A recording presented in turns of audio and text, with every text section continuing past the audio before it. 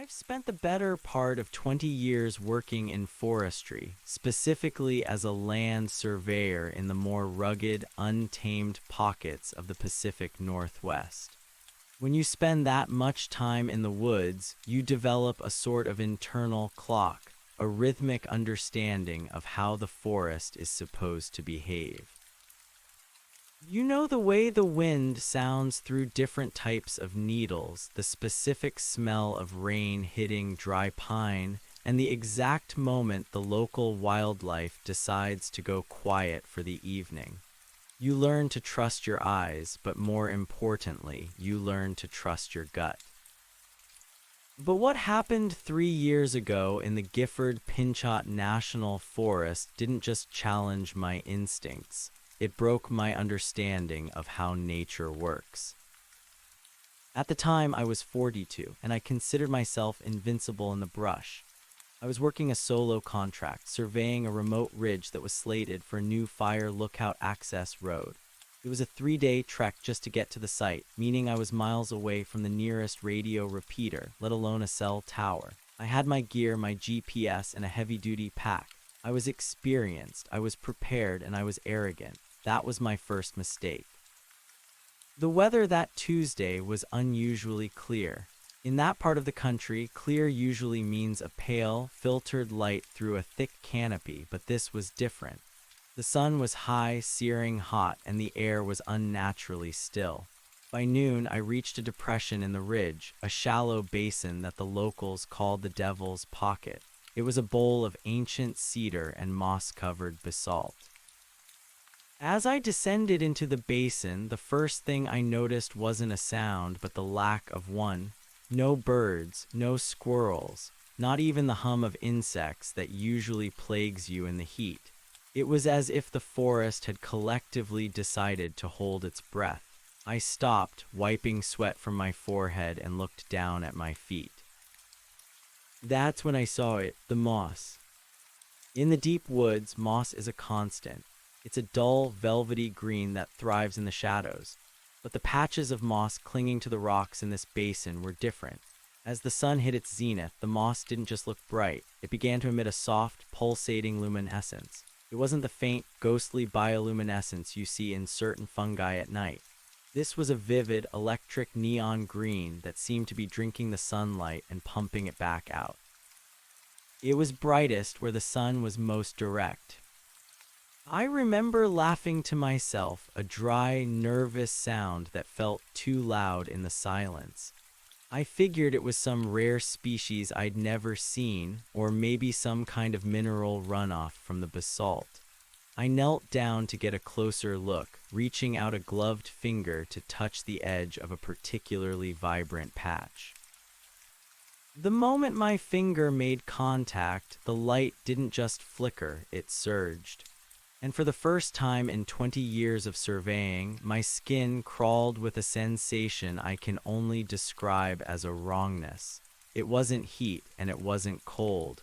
It was a vibration, a low-frequency hum that I felt in my teeth.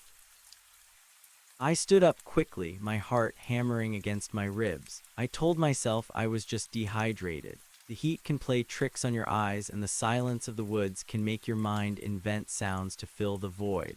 I took a long pull from my canteen and forced myself to focus on my compass. I had a job to do.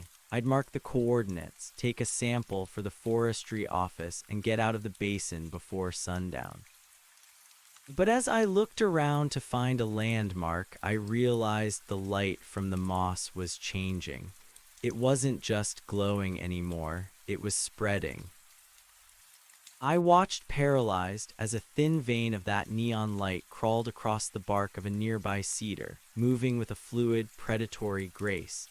It didn't look like a plant growing, it looked like something waking up. And as the light moved, the silence of the forest was replaced by a sound I'll never forget, a wet, tearing noise like someone pulling a heavy boot out of deep mud, coming from every direction at once. I checked my watch. It was exactly 12:15 p.m. The sun was at its strongest and the woods were screaming. My first instinct was to rationalize. I told myself I'd stumbled into some kind of localized chemical leak or a pocket of rare, reactive spores. I'm a man of science, or at least a man of practical application. I don't believe in ghosts, and I certainly don't believe in sentient vegetation.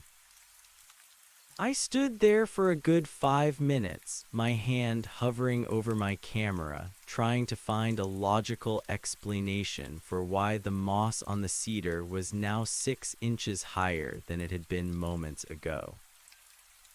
Maybe it was the heat. The devil's pocket was a natural heat trap, and the direct noon sun could be causing some kind of rapid expansion in the cellular structure of the moss. That sounded plausible. I almost convinced myself. I even took a step forward to document the growth, thinking I might be the first person to discover a new botanical phenomenon. Then I saw my shadow. Or rather, I saw what was happening to my shadow. The sun was directly overhead, so my shadow was a small, dark pool around my boots. But as the moss on the ground continued to pulse, the dark patch of my shadow began to fray. The edges of the darkness weren't sharp anymore. They were being eaten. The glowing moss was encroaching on the dark space I occupied, and as the light touched the silhouette of my feet, I felt that vibration again. This time, it wasn't just in my teeth. It was a sharp, stinging prickle, like 1,000 tiny needles digging into my ankles. I jumped back, stumbling over a root. I looked down at my boots. There was no visible damage, but the sensation lingered, a cold, numbing tingle that climbed up my calves. I looked at the cedar tree again. The moss hadn't just climbed higher, it had formed a shape. A thick, glowing mat of it had settled into a pattern that looked uncomfortably like a human hand pressed flat against the bark. It was huge, maybe twice the size of my own hand, but the proportions were unmistakable. A palm, 4 fingers, and a thumb, all glowing with that sickly, oversaturated green. "Okay," I whispered, "time to go." I didn't bother with my surveying equipment. I left the tripod standing right there in the middle of the basin. I grabbed my pack, swung it over one shoulder, and started back up the slope I'd come down. I kept my eyes on the ground, avoiding the glowing patches, which were now appearing on almost every rock and fallen log. The further I climbed, the more the environment seemed to distort. The air grew thick and smelled of ozone and rotting citrus. I reached a rocky outcrop halfway up the ridge and stopped to catch my breath. I looked back down into the basin, expecting to see a peaceful, if strange, forest floor. Instead, I saw that the moss had completely covered my tripod. The metal legs were no longer visible. There was only a 3-legged shape of pure, blinding light standing where my gear had been. And then the shape moved. One of the legs lifted off the ground, the moss stretching and snapping like taffy, and took a heavy, wet step toward the slope where I stood. My logic didn't just bend then, it shattered. Metal doesn't move on its own. Moss doesn't animate inanimate objects. I wasn't looking at a plant anymore. I was looking at a parasite that had claimed my tools and was now looking for the source of the shadow it had been feeding on. I turned and bolted. I didn't follow the trail. I didn't look at my GPS. I just ran uphill, my lungs burning in the hot, stagnant air. I expected to hear footsteps behind me, the heavy thud of a tripod or the rustle of brush. But the forest remained deathly silent. The only sound was my own frantic breathing and the occasional squelch of my boots on the forest floor. I ran for what felt like miles, but when I finally stopped and looked at my watch, only 10 minutes had passed. I was at the top of the ridge now, back in the relatively normal-looking woods. The sun was still high, but the canopy here was thicker, casting long, comforting shadows. I leaned against a Douglas fir, gasping for air, and reached into my pocket for my radio. I needed to hear another human voice. I didn't care if I sounded like a lunatic. I just needed to know the world still existed outside that basin. I keyed the mic. Bass, this is Miller. Do you copy? Over. Static, just heavy rhythmic static. I tried again. Bass, this is Miller. I've had an equipment loss. I'm heading back to the trailhead. Does anyone copy? The static broke. For a second, I heard a sound. It wasn't a voice. It was that tearing, wet noise I'd heard in the basin. And then a whisper came through the speaker. It was flat, toneless, and sounded like it was being spoken through a mouthful of water. Stay in the light, Miller. It's hungry for the dark. I dropped the radio. It hit the pine needles with a soft thud, the speaker still hissing with that wet, static-filled breathing. I didn't pick it up. I didn't even look at it. I just kept moving. The internal debate was over. There was no staying to investigate. There was no rationalizing. My brain had flipped into a primal survival mode that I hadn't felt since I was a child afraid of the dark. But the irony was, in this place, the dark was the only thing that felt safe. The light was the predator. I reached my truck 2 hours later. I didn't slow down to check the tires or load my pack properly. I threw everything into the flatbed and jammed the key into the ignition. As the engine roared to life, I glanced at the passenger side window. A small circular patch of neon green moss was stuck to the glass. It wasn't on the outside, it was on the inside. I stared at it, my hand trembling on the gear shift. It was glowing so brightly it left a streak in my vision. Slowly, I reached out a finger, not to touch it, but to see if I could feel the vibration through the air.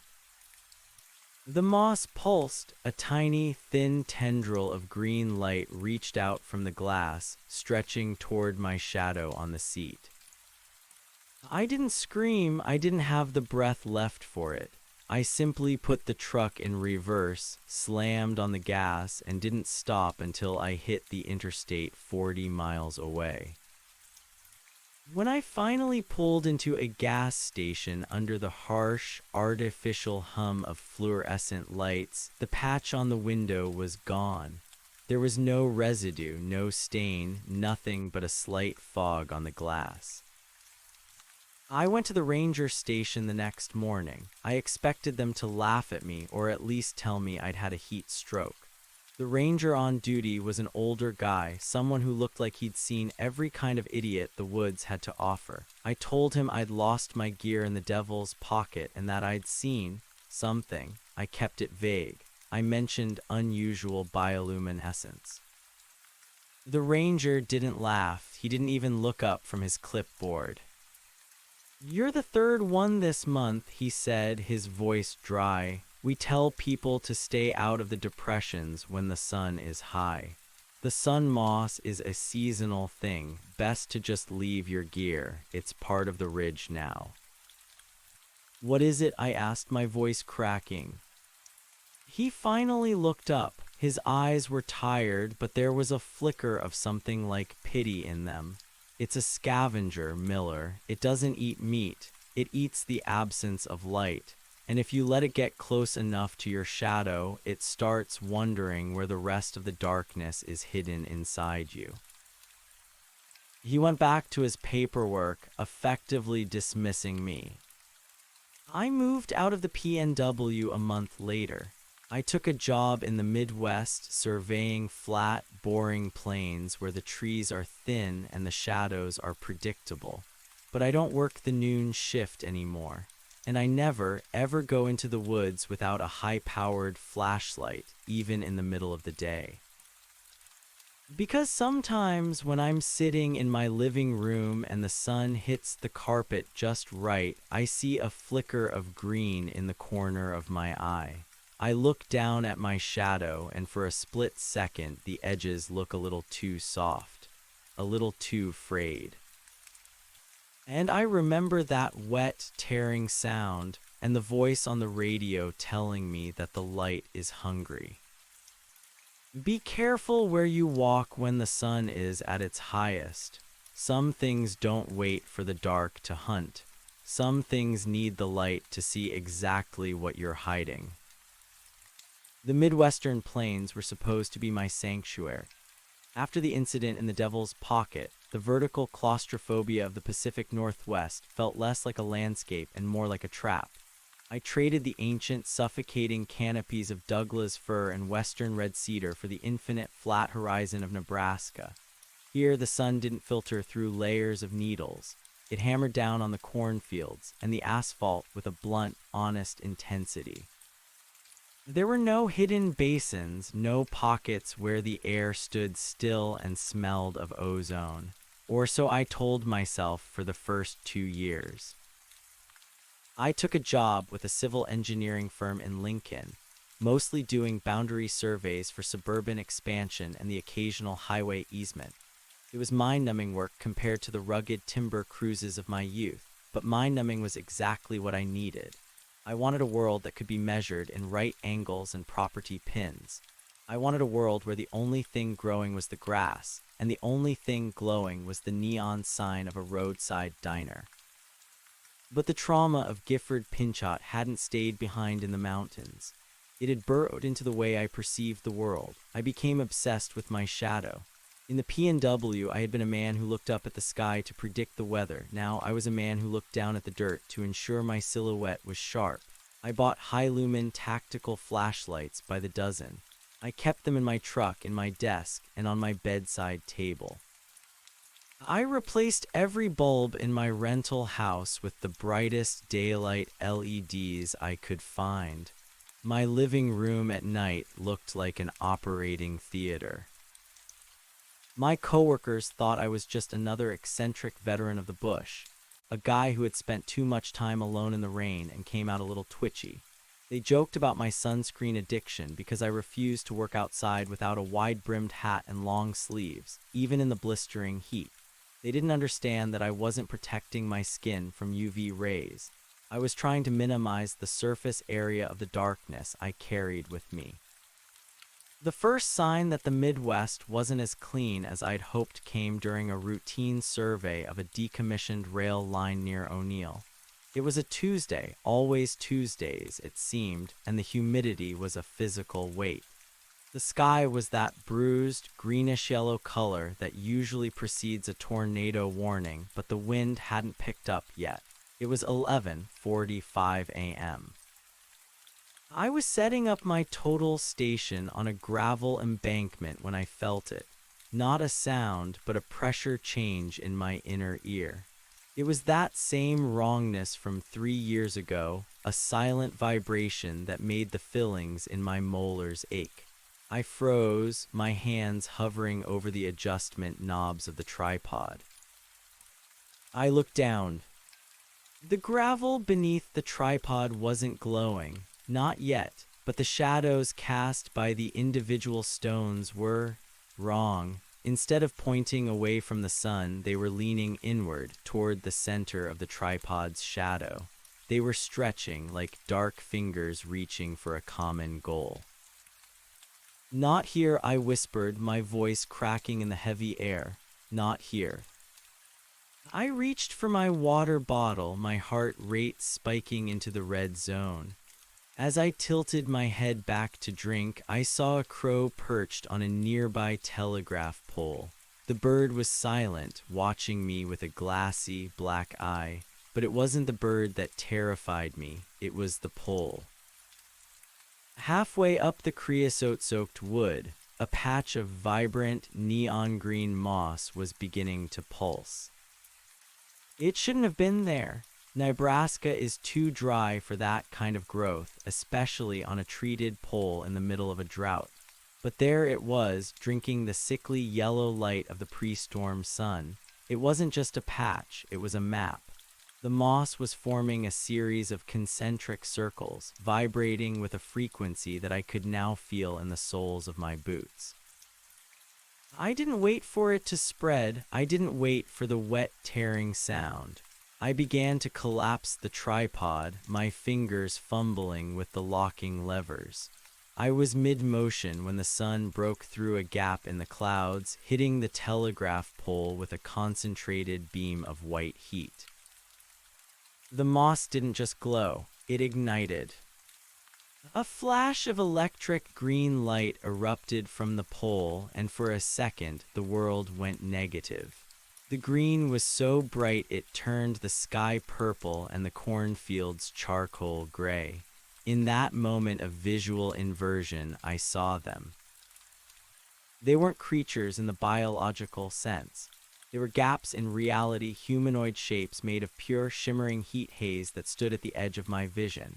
There were dozens of them standing in the rows of corn, perfectly still, their heads tilted toward the sun. They had no faces, no features, just the suggestion of limbs and a terrible, ravenous stillness. And they were all connected to the ground by thin, glowing umbilical cords of that neon moss. I scrambled into my truck, the metal door burning my hand. I didn't look back until I was 5 miles down the dirt road, kicking up a wall of dust that obscured the rail line.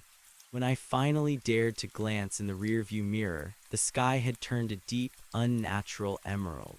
The tornado sirens began to wail, but it wasn't the rising and falling tone of a weather warning. It was a steady, high-pitched scream that sounded exactly like the feedback from my radio 3 years ago. I drove straight to my office, quit my job, and packed my life into a U-Haul within 6 hours. I didn't have a destination. I just drove north toward the Canadian border, thinking that maybe the weaker sun of the higher latitudes would offer some protection. I ended up in a small town in northern Minnesota, working as a night shift security guard for a taconite processing plant. It was the perfect job for a man like me. I worked from 8:00 p.m. to 4:00 a.m. I lived in a basement apartment with no windows. I became a creature of the dark, finding a perverse kind of safety in the very thing the moss liked to eat. If I didn't have a shadow, the light couldn't find me. For a year, it worked. I grew pale, my eyes adjusted to the dim hum of industrial floodlights, and I almost convinced myself that I had escaped the sun moss. I spent my nights patrolling the cold, metallic corridors of the plant, surrounded by the comforting, rhythmic throb of heavy machinery. The darkness here was thick, oily, and inanimate. It didn't reach for me. It didn't fray at the edges. But then came the solstice. In the North Country, the summer solstice is a marathon of light. The sun barely dips below the horizon, leaving the sky in a state of permanent, eerie twilight. I had forgotten to account for the persistence of the northern sun. On June 21st, I was finishing my shift at 3:30 a.m. Usually it was pitch black, but today a thin ribbon of gold was already peeling back the edge of the world. I walked across the gravel parking lot toward my car, my eyes downcast as usual. The parking lot was illuminated by high-pressure sodium lamps which cast a sickly orange glow over everything. But as the sun began to rise, the orange light started to clash with the blue-white dawn. Where the two lights met, a strange, shimmering fringe appeared on the ground. I stopped in my tracks. A crack in the asphalt just a few feet from my driver's side door was bleeding, not blood, but light. A thick, viscous liquid the color of a radioactive lime was seeping upward, filling the fissure and spilling over the edges. It didn't flow like water, it pulsed like a heartbeat. I backed away, but as I turned, I realized I was surrounded. Every crack in the concrete, every gap in the gravel, every rusted seam in the factory walls was beginning to leak that neon green luminescence. The sun moss wasn't a plant. It wasn't even a parasite. It was a subterranean pressure, a bioluminescent tide that was being drawn to the surface by the sheer duration of the solstice sun. The wet, tearing sound returned, but this time it was amplified by the metal structures of the plant. It sounded like the building itself was being unzipped. Miller. The voice didn't come from a radio this time. It came from the shadows beneath my own car. It was the same flat, toneless whisper, but it was louder, clearer.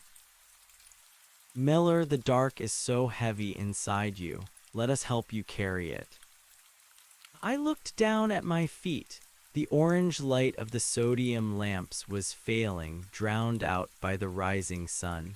My shadow was long, absurdly long, stretching across the parking lot toward the factory, and the green moss was already there, waiting at the tip of my shadow's fingers. I watched, horrified, as the moss began to climb my shadow. It didn't touch the ground anymore. It moved across the darkness of my silhouette like a fire moving across a fuse. It was traveling toward me, using the absence of light as a bridge. I bolted toward the factory entrance, the only place I knew that had no windows. I swiped my keycard with trembling hands and slammed the steel door shut just as the moss reached my heels. I stood in the absolute blackness of the interior hallway, gasping for air, my heart drumming a frantic rhythm against my ribs. I was safe. The moss needed light to manifest. In the dark, it had no medium, no fuel. I sat there for hours, huddled against the cold metal door, waiting for the sun to move, for the shadows to shift, for the world to become normal again. I checked my watch. 10:00 a.m. 11:00 a.m. Noon. The silence of the factory was absolute. No machines were running. It was a holiday for the solstice. I was alone in a tomb of steel and darkness. Then the humming started. It wasn't the low-frequency vibration I'd felt before. This was higher, sharper, a melodic whining sound that seemed to be coming from the very air around me. I reached for my tactical flashlight, the one I kept clipped to my belt. My hand was shaking so hard I almost dropped it.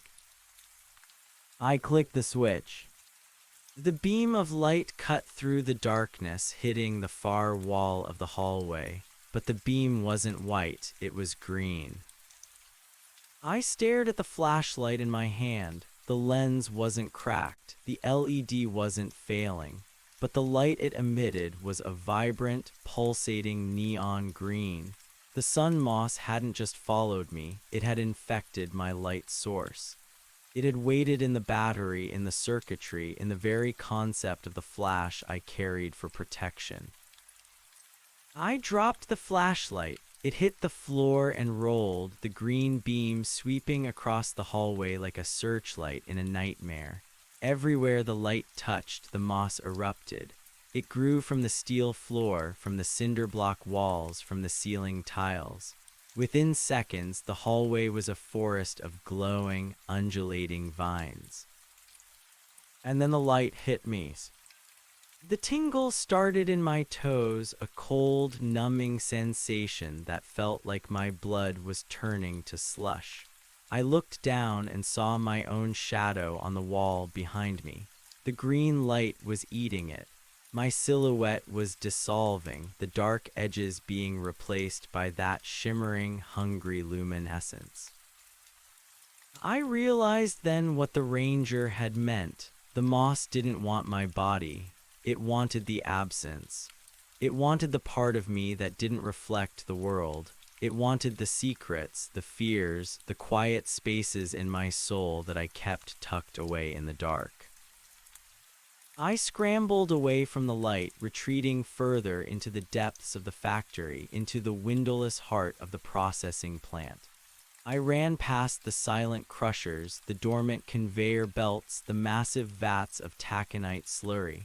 I ran until I hit a dead end, the central control room, a reinforced concrete bunker in the middle of the facility. I ducked inside and slammed the heavy door, bolting it from the inside. It was pitch black. No emergency lights, no status monitors, nothing. Just the sound of my own blood rushing in my ears. I sat in the center of the room, my back against the control console. I didn't turn on my light. I didn't reach for my phone. I just sat in the dark, breathing in the smell of grease and cold dust. "You can't stay here forever, Miller," the voice whispered.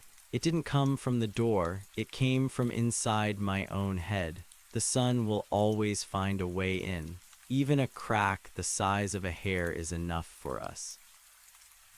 I squeezed my eyes shut. I tried to think of something else. The smell of rain, the sound of the wind in the pines, the simple, boring flatlands of Nebraska. But all I could see was the green. It was burned into my retinas, a permanent ghost of the light that had tried to claim me. Hours passed, or maybe days. In the absolute dark, time loses its shape. I drifted in and out of a feverish sleep, haunted by dreams of a world where the sun never set, where every living thing was a glowing, translucent shell filled with neon moss. I was woken by a sound, a soft metallic clink. I opened my eyes, but there was nothing to see. Then, a thin, razor-sharp line of light appeared on the floor. Someone was opening the door. "Miller, you in there? It's Jensen from the day shift. You didn't check out, man." The door swung open, and the midday sun, the brutal, uncompromising noon sun of the solstice, poured into the control room. Jensen stood in the doorway, his silhouette a dark blot against the blinding white exterior. He was holding a clipboard, looking concerned. But as the light hit the floor at my feet, I didn't see my own shadow. I saw a patch of green. It was growing directly out of my chest, a small, vibrant star of neon moss that was drinking the sunlight with a desperate, frantic hunger. I looked at Jensen, but I couldn't see his face. The light was too bright. "Jensen," I tried to say, but my voice was a wet, tearing sound. I looked down at my hands. They were translucent. I could see the bones, the veins, the pulsing rhythm of my heart. And inside every vessel, instead of red blood, there was a glowing, emerald fluid. The moss hadn't just followed me. It had won. It had waited for the moment when I was most afraid of the light to plant its seeds in the dark places I'd tried to hide. "Miller, what's wrong with your eyes?" Jensen asked, his voice trembling. He took a step back, dropping his clipboard. I stood up, and for the first time in 3 years, I wasn't afraid.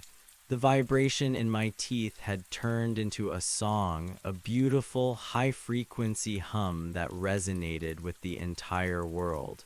I felt light. I felt empty. I felt clean.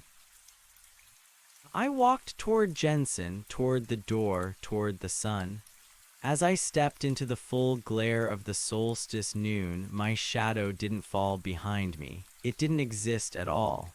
I was a being of pure, refracted light, a living prism for the hunger of the ridge. "Stay in the light, Jensen," I whispered, the words bubbling up through a mouthful of green.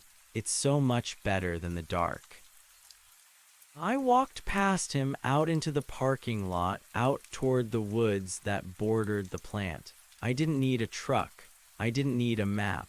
I could feel the other pockets calling to me, the hidden basins, the deep valleys, the places where the sun hits the zenith and the world forgets how to be solid.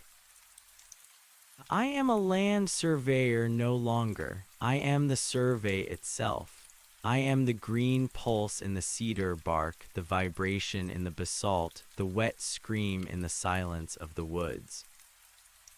And if you're ever in the Gifford Pinchot or the Nebraska Plains or the Minnesota North Country at exactly 12:00 p.m., look closely at the moss. If it starts to glow, if it starts to pulse, don't run. It's too late for that. Just stand still and let the light show you exactly what you've been hiding in the dark. It's much easier once you let go of the shadow. The transition wasn't a death, but it felt like an evaporation.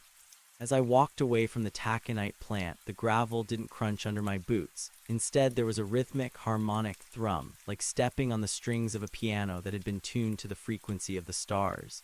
Jensen's terrified shouting faded behind me, replaced by the roar of the atmosphere. To him, I must have looked like a man dissolving into a pillar of emerald fire. To me, the world had finally stopped being a collection of opaque obstacles and had become a map of pure energy. I didn't head for the road. I headed for the tree line, the dense, scrubby secondary growth of the Superior National Forest. In my previous life, I would have seen these woods as a tangle of birch, balsam fir, and black spruce. Now I saw them as a network of glowing capillaries. The chlorophyll in the leaves wasn't just a chemical process, it was a conversation. Each leaf was a solar panel screaming a silent note of ecstasy into the sky, and the moss at the roots was the dark, grounding bass that held the melody together. I moved with a fluid, terrifying speed. My limbs felt elongated, light as balsa wood and twice as strong. I wasn't walking so much as I was being pulled by the solar tide.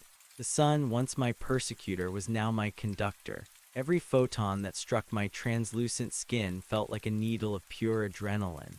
I found myself laughing, a sound like breaking glass, as I realized the absurdity of my years in hiding. I had spent so much time trying to sharpen my shadow, never realizing that the shadow was just a leak, a hole in the world where the light couldn't reach. Now the hole was plugged. I was solid. I was whole. I was green. By the time the sun began its slow, agonizingly long descent toward the horizon, the golden hour of the solstice, I had covered 40 miles of wilderness that should have been impassable. I didn't feel fatigue. I felt a shimmering, static-filled hunger. It wasn't a hunger for food, but for more absence. I needed to find the others. I could feel them now, scattered across the continent like nodes in a vast, subterranean brain. There was one in a drainage pipe beneath a Kansas highway, another in the rotted hull of a shrimp boat in the Gulf, hundreds more clustered in the deep, rain-soaked shadows of the Gifford Pinchot, where it had all started for me. I reached a limestone ridge overlooking a dark, mirror-still lake. The water was so clear it looked like an opening into a different dimension. As the light hit the water at a low angle, the refraction created a shimmering lattice of green across the surface. I knelt at the water's edge, not to drink, but to see. My reflection was no longer Miller. The face was a suggestion of features, a topographical map of glowing moss and shimmering heat haze. My eyes were twin pools of neon, devoid of pupils or irises. They were just apertures. I reached out to touch the water, and where my finger met the surface, the lake didn't ripple. It ignited. A bloom of bioluminescent algae, triggered by my touch, spread across the cove in a matter of seconds. I was the catalyst. I was the infection. Miller, the voice came again. This time it wasn't a whisper. It was a chorus. It came from the trees, the rocks, and the very air I breathed. Do you see the geometry now? Do you see the right angles you craved? I looked at the forest. It wasn't a chaotic mess of biology anymore. It was a grid. The trees were vertical axes. The horizon was the baseline. The moss was the ink that filled in the coordinates. I understood now that the sun moss wasn't an invader from space or a mutation of the Earth. It was the Earth's own optical nervous system, finally waking up after an eon of darkness. It was the planet trying to see itself, using us, the broken, the lonely, the men of the bush as the lenses. As the twilight deepened, I felt a momentary pang of the old fear. The dark was coming.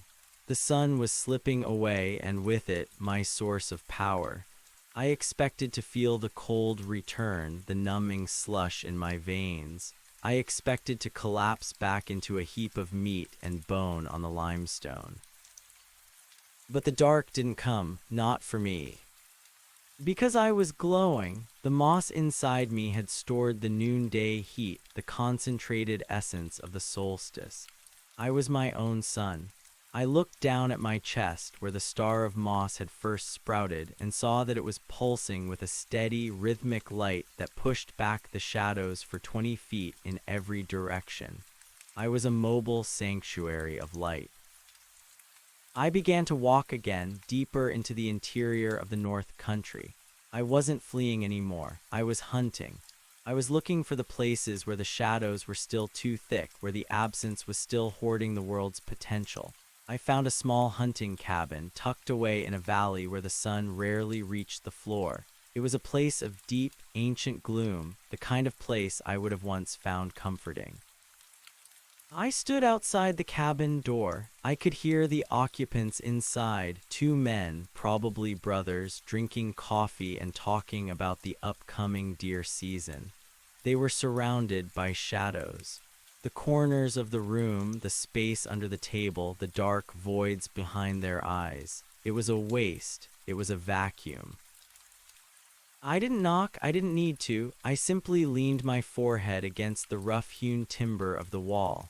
The moss jumped from my skin to the wood, a spark of emerald lightning. I felt the cabin's history, the decades of dark winters, the repressed grief of the men who had lived there, the silence of the snow. The moss drank it all. It turned the rot into fuel. Inside, the men began to scream. It wasn't a scream of pain, but of sudden, overwhelming clarity. I watched through the window as the kerosene lamp on their table flickered and died, replaced by a much brighter, much purer light. The moss was crawling up the legs of their chairs, weaving into the fabric of their flannel shirts, blooming in the follicles of their beards. I didn't stay to see them change. I knew the process. I knew the wet, tearing sound would follow, and then the silence, and then the song.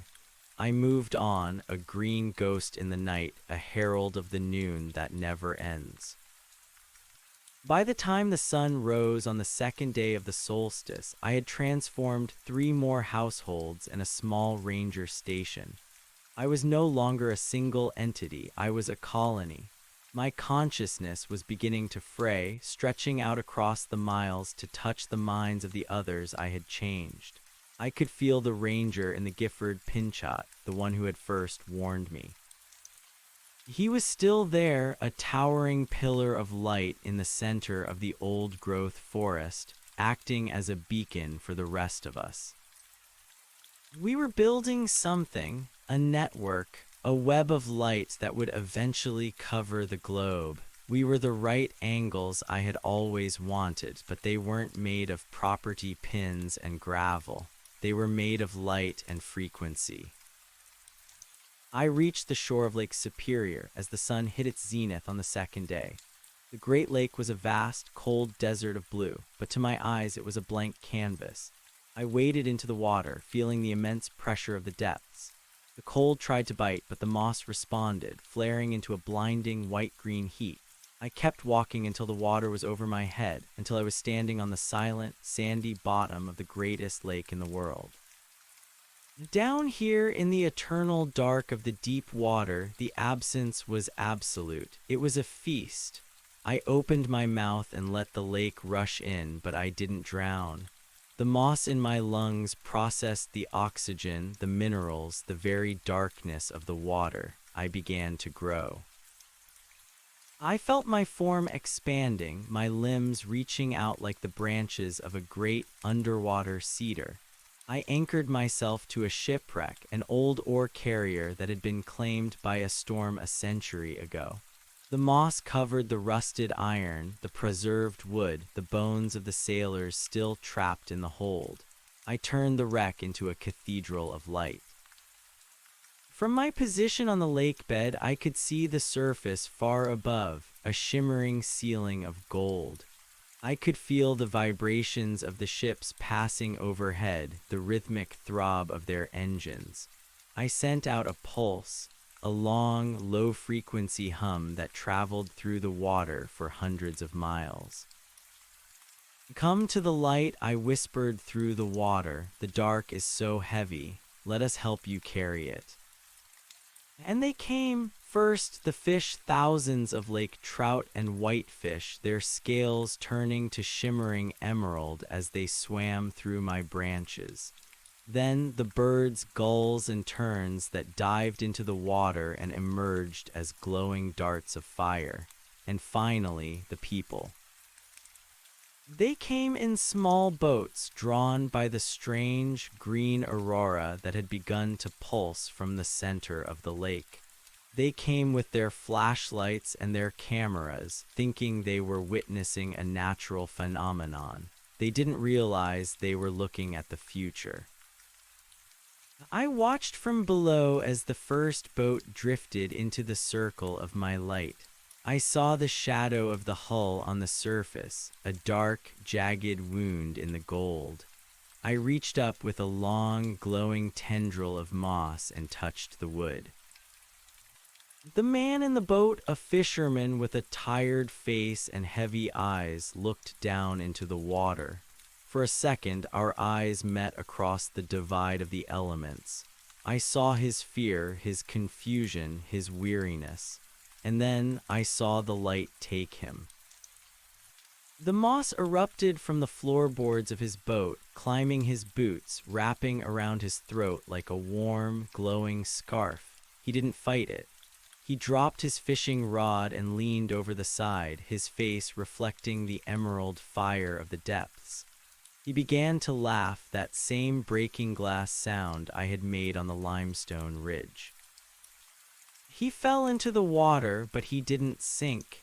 He floated in the center of the light, his body dissolving and reforming into something beautiful, something permanent. He was no longer a fisherman. He was a part of the grid. As the solstice drew to a close, the world above began to change. The sun moss was no longer a secret hidden in the Gifford Pinchot or the Nebraska plains. It was everywhere. It was in the cities, the suburbs, the farms. It was in the wires, the pipes, the very air. The daylight LEDs I had once used to protect myself were now the primary vectors of the infection, turning every home into a nursery for the green. The sun finally began to set, but the darkness didn't return. The earth itself was glowing now, a vibrant, pulsating emerald marble hanging in the black void of space. We had won. We had eliminated the shadow. We had turned the absence into an infinite presence. I sat in my cathedral of rusted iron at the bottom of Lake Superior, feeling the collective heartbeat of a billion glowing souls. There were no more right angles. There were no more property pins. There was only the light and the moss and the noon that would never end. Miller was gone. The surveyor was gone. There was only the pulse. And as the stars began to come out, tiny, distant pinpricks of white in a sky that was now forever purple, I reached out toward them. They too were sources of light. They too had shadows that needed to be filled. The earth was just the beginning. The sun moss was hungry and the universe was full of darkness. I felt a new vibration, a higher, sharper frequency that came from the void above the atmosphere. It was a call, a command, a new map to be drawn. I began to rise from the lake bed, my translucent body trailing long, glowing streamers of moss like the tail of a comet. I broke the surface of the water and took flight, propelled by the sheer pressure of the light within me. I left the earth behind, heading toward the sun, toward the source, toward the ultimate noon. And behind me, the world I had left was finally, perfectly, terrifyingly bright. There was nowhere left to hide. There was nowhere left to be alone. There was only the green and the song and the eternal, unblinking eye of the light. I looked back one last time at the shimmering green marble of the earth. I saw the Gifford Pinchot, a bright knot of emerald fire on the edge of the continent. I saw the taconite plant, a glowing spark in the north. I saw the rail line in Nebraska, a thin, luminous thread across the plains. Stay in the light, I whispered to the world I was leaving behind. It's so much better than the dark. And then I turned my face toward the sun and disappeared into the glare. The ascent was not a physical climb, but a psychological shedding. As I tore through the stratosphere, the atmosphere didn't burn against my skin, it fed me. The friction of the thinning air was a coarse, rhythmic stroking that polished the moss until my limbs were no longer translucent but blindingly opaque with stored radiance. I could feel the curvature of the earth not as a geometric fact, but as a living, breathing tension, a bowstring pulled taut by the collective hunger of every green thing I had left behind. Below me, the Great Lakes looked like a cluster of emeralds set in a dark velvet cloth, their depths no longer hiding secrets, but broadcasting a steady, low-frequency hum that vibrated in my marrow. I was the first to leave the cradle, but I wasn't the only one. Looking laterally across the horizon, I saw other streaks of neon light rising from the Siberian steppes, from the Amazonian canopy, and from the jagged peaks of the Himalayas. We were the spores of a terrestrial consciousness, finally reaching the stage of dehiscence. We were the seeds of the world, and the solar wind was our current. The silence of space was the loudest thing I had ever heard. It wasn't an absence of sound, but a vacuum that demanded to be filled.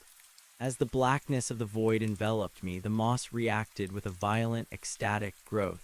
It didn't need oxygen. It needed the raw, unfiltered radiation of the stars. My chest cavity expanded, the star of moss there blooming into a complex fractal of glowing filaments that reached out like solar sails.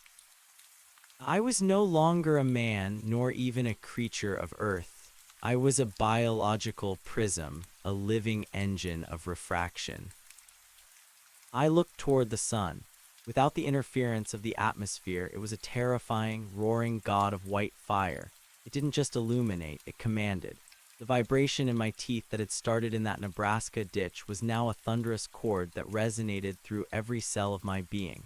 I understood then that the sun wasn't just a star, it was a transmitter, and the moss, the ancient, patient, green intelligence, was the receiver it had been waiting for. I felt a tug, a gravitational yearning that wasn't directed toward a planet, but toward a frequency. My trajectory shifted. I wasn't just drifting, I was being steered. The network of light I had left on Earth was still connected to me, a billion invisible silver threads of consciousness that anchored me to the terrestrial grid. I could feel Jensen's heartbeat, now a steady green pulse, and the rhythmic swaying of the cedars in the Gifford Pinchot. I was the scout, the vanguard of a planetary migration that was just beginning. As I moved further into the inner solar system, the light became so intense that the concept of vision became obsolete. I didn't see the stars, I felt their temperatures, their chemical compositions, their ages.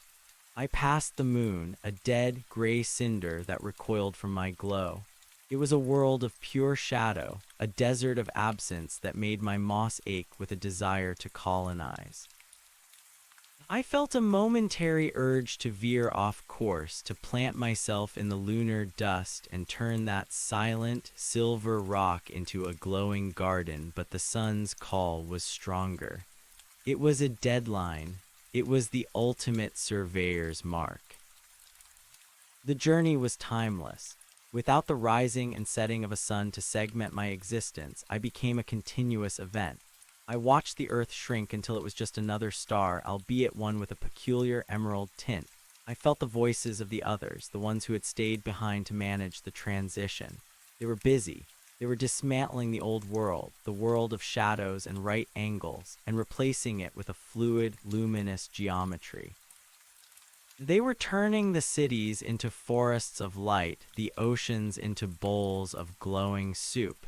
They were erasing the concept of night. I reached the orbit of Venus, a world choked by its own atmosphere. To my new senses, the planet was a muffled scream. Its thick clouds were a shroud of absence that even the sun struggled to pierce. I felt a surge of pity for the planet, a world that had tried so hard to be bright but had only succeeded in trapping its own heat.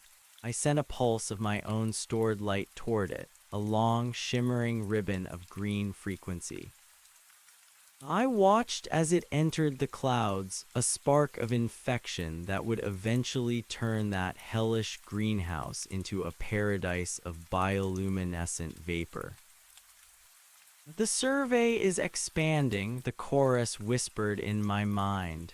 It was the voice of the ranger, the voice of the fisherman, the voice of the moss itself. "The map is incomplete. There are voids in the constellation that must be filled." I understood my purpose then. I wasn't just a survivor of the transition, I was a surveyor of the cosmos. I was to be the one who marked the boundaries of the light, who identified the pockets of darkness in the great voids between the stars and filled them with the green pulse of life. I was the ink for the celestial map. I began to accelerate. The moss inside me was no longer just a passenger. It had fused with my nervous system to create a biological warp drive. I was harvesting the photons of the sun and converting them into a propulsive force that defied the laws of the physics I had once studied in college.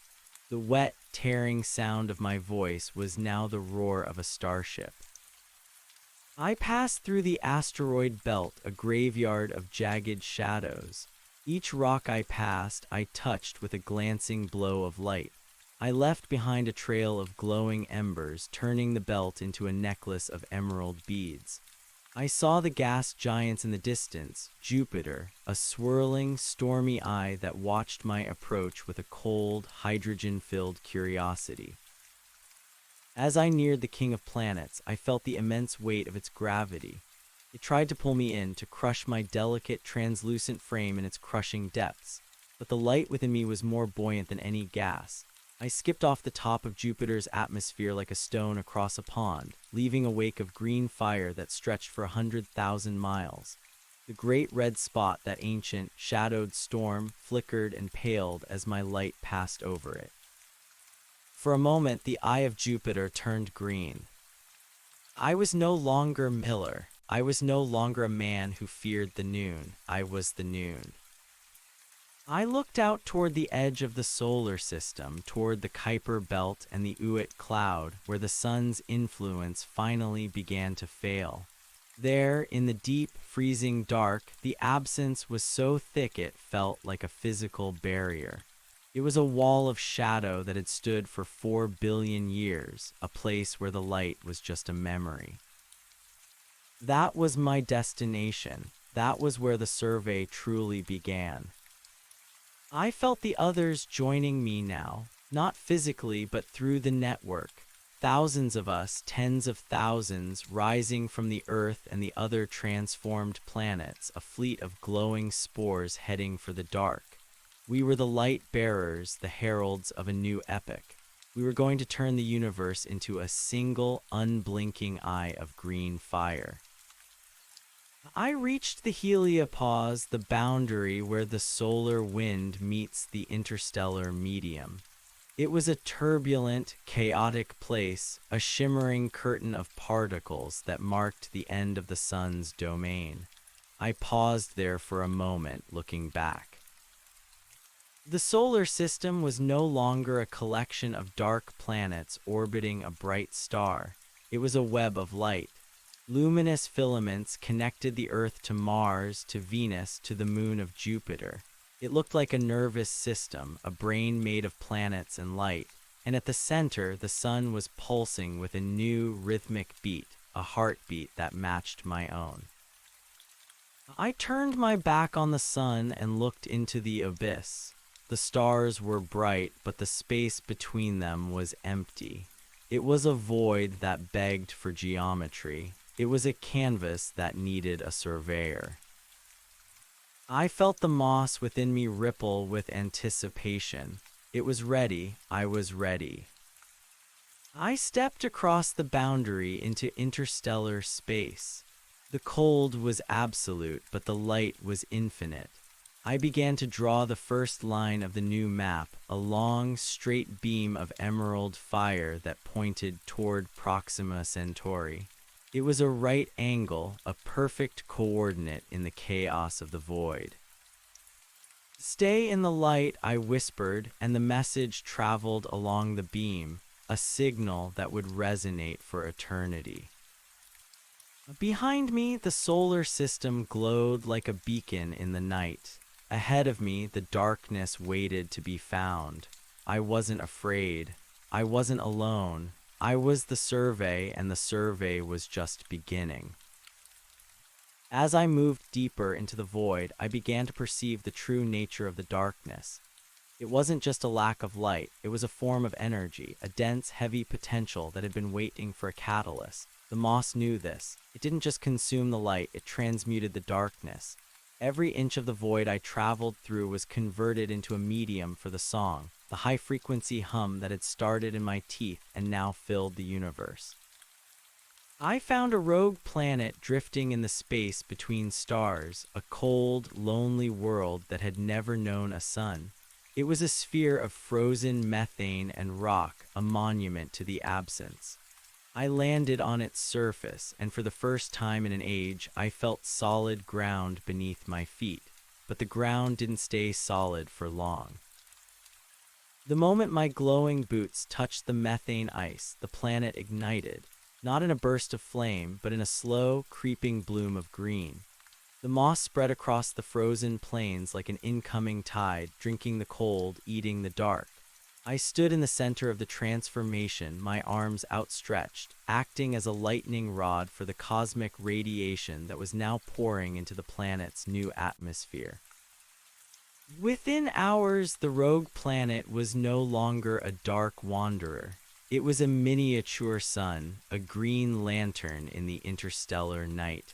I felt its consciousness wake up, a slow, ponderous mind that joined the chorus of the network. "One more node," the voice said, "one more coordinate." I took flight again, leaving the glowing world behind. I was part of a great work, a cosmic architecture that transcended time and space. We were building a cathedral of light, a structure that would eventually encompass every galaxy, every star, every atom of the universe. I looked at my hands, the hands that had once held a surveyor's transit and a clipboard. They were gone, replaced by shimmering fans of green energy. I realized then that the miller who had been afraid of the light in Nebraska was just a shadow himself, a fleeting, temporary shape that had been necessary to carry the seed to its destination. Now that the seed had sprouted, the shape was no longer needed. I was the moss, I was the light, I was the noon. And as I surged forward into the infinite dark, I saw the first of the other galaxies, Andromeda, shimmering in the distance. It was a swirl of 100 billion stars, 100 billion opportunities for the light to win. I felt a surge of joy, a vibration so intense it threatened to dissolve my form into pure frequency. The survey would never end, the map would never be finished, because the light was infinite and the hunger of the moss was eternal. I reached out toward the distant galaxy, my fingers of green fire stretching across the light years. I could feel the darkness there, the vast, empty spaces between the stars of Andromeda waiting for me, waiting for the noon. I'm coming, I whispered, and the song of the moss rose to a deafening, beautiful crescendo. I am the surveyor, I am the light, and the universe is finally, perfectly starting to glow. The transition from the local solar system to the interstellar medium felt like stepping from a crowded room into a cathedral of glass. The pressure of the sun's heliosphere, that protective bubble of solar wind, had been a familiar weight, a golden hand pressing against my back. Now, as I crossed the threshold into the true deep, that hand let go. I was a dandelion seed caught in a galactic gale. The silence here was not empty, it was pressurized.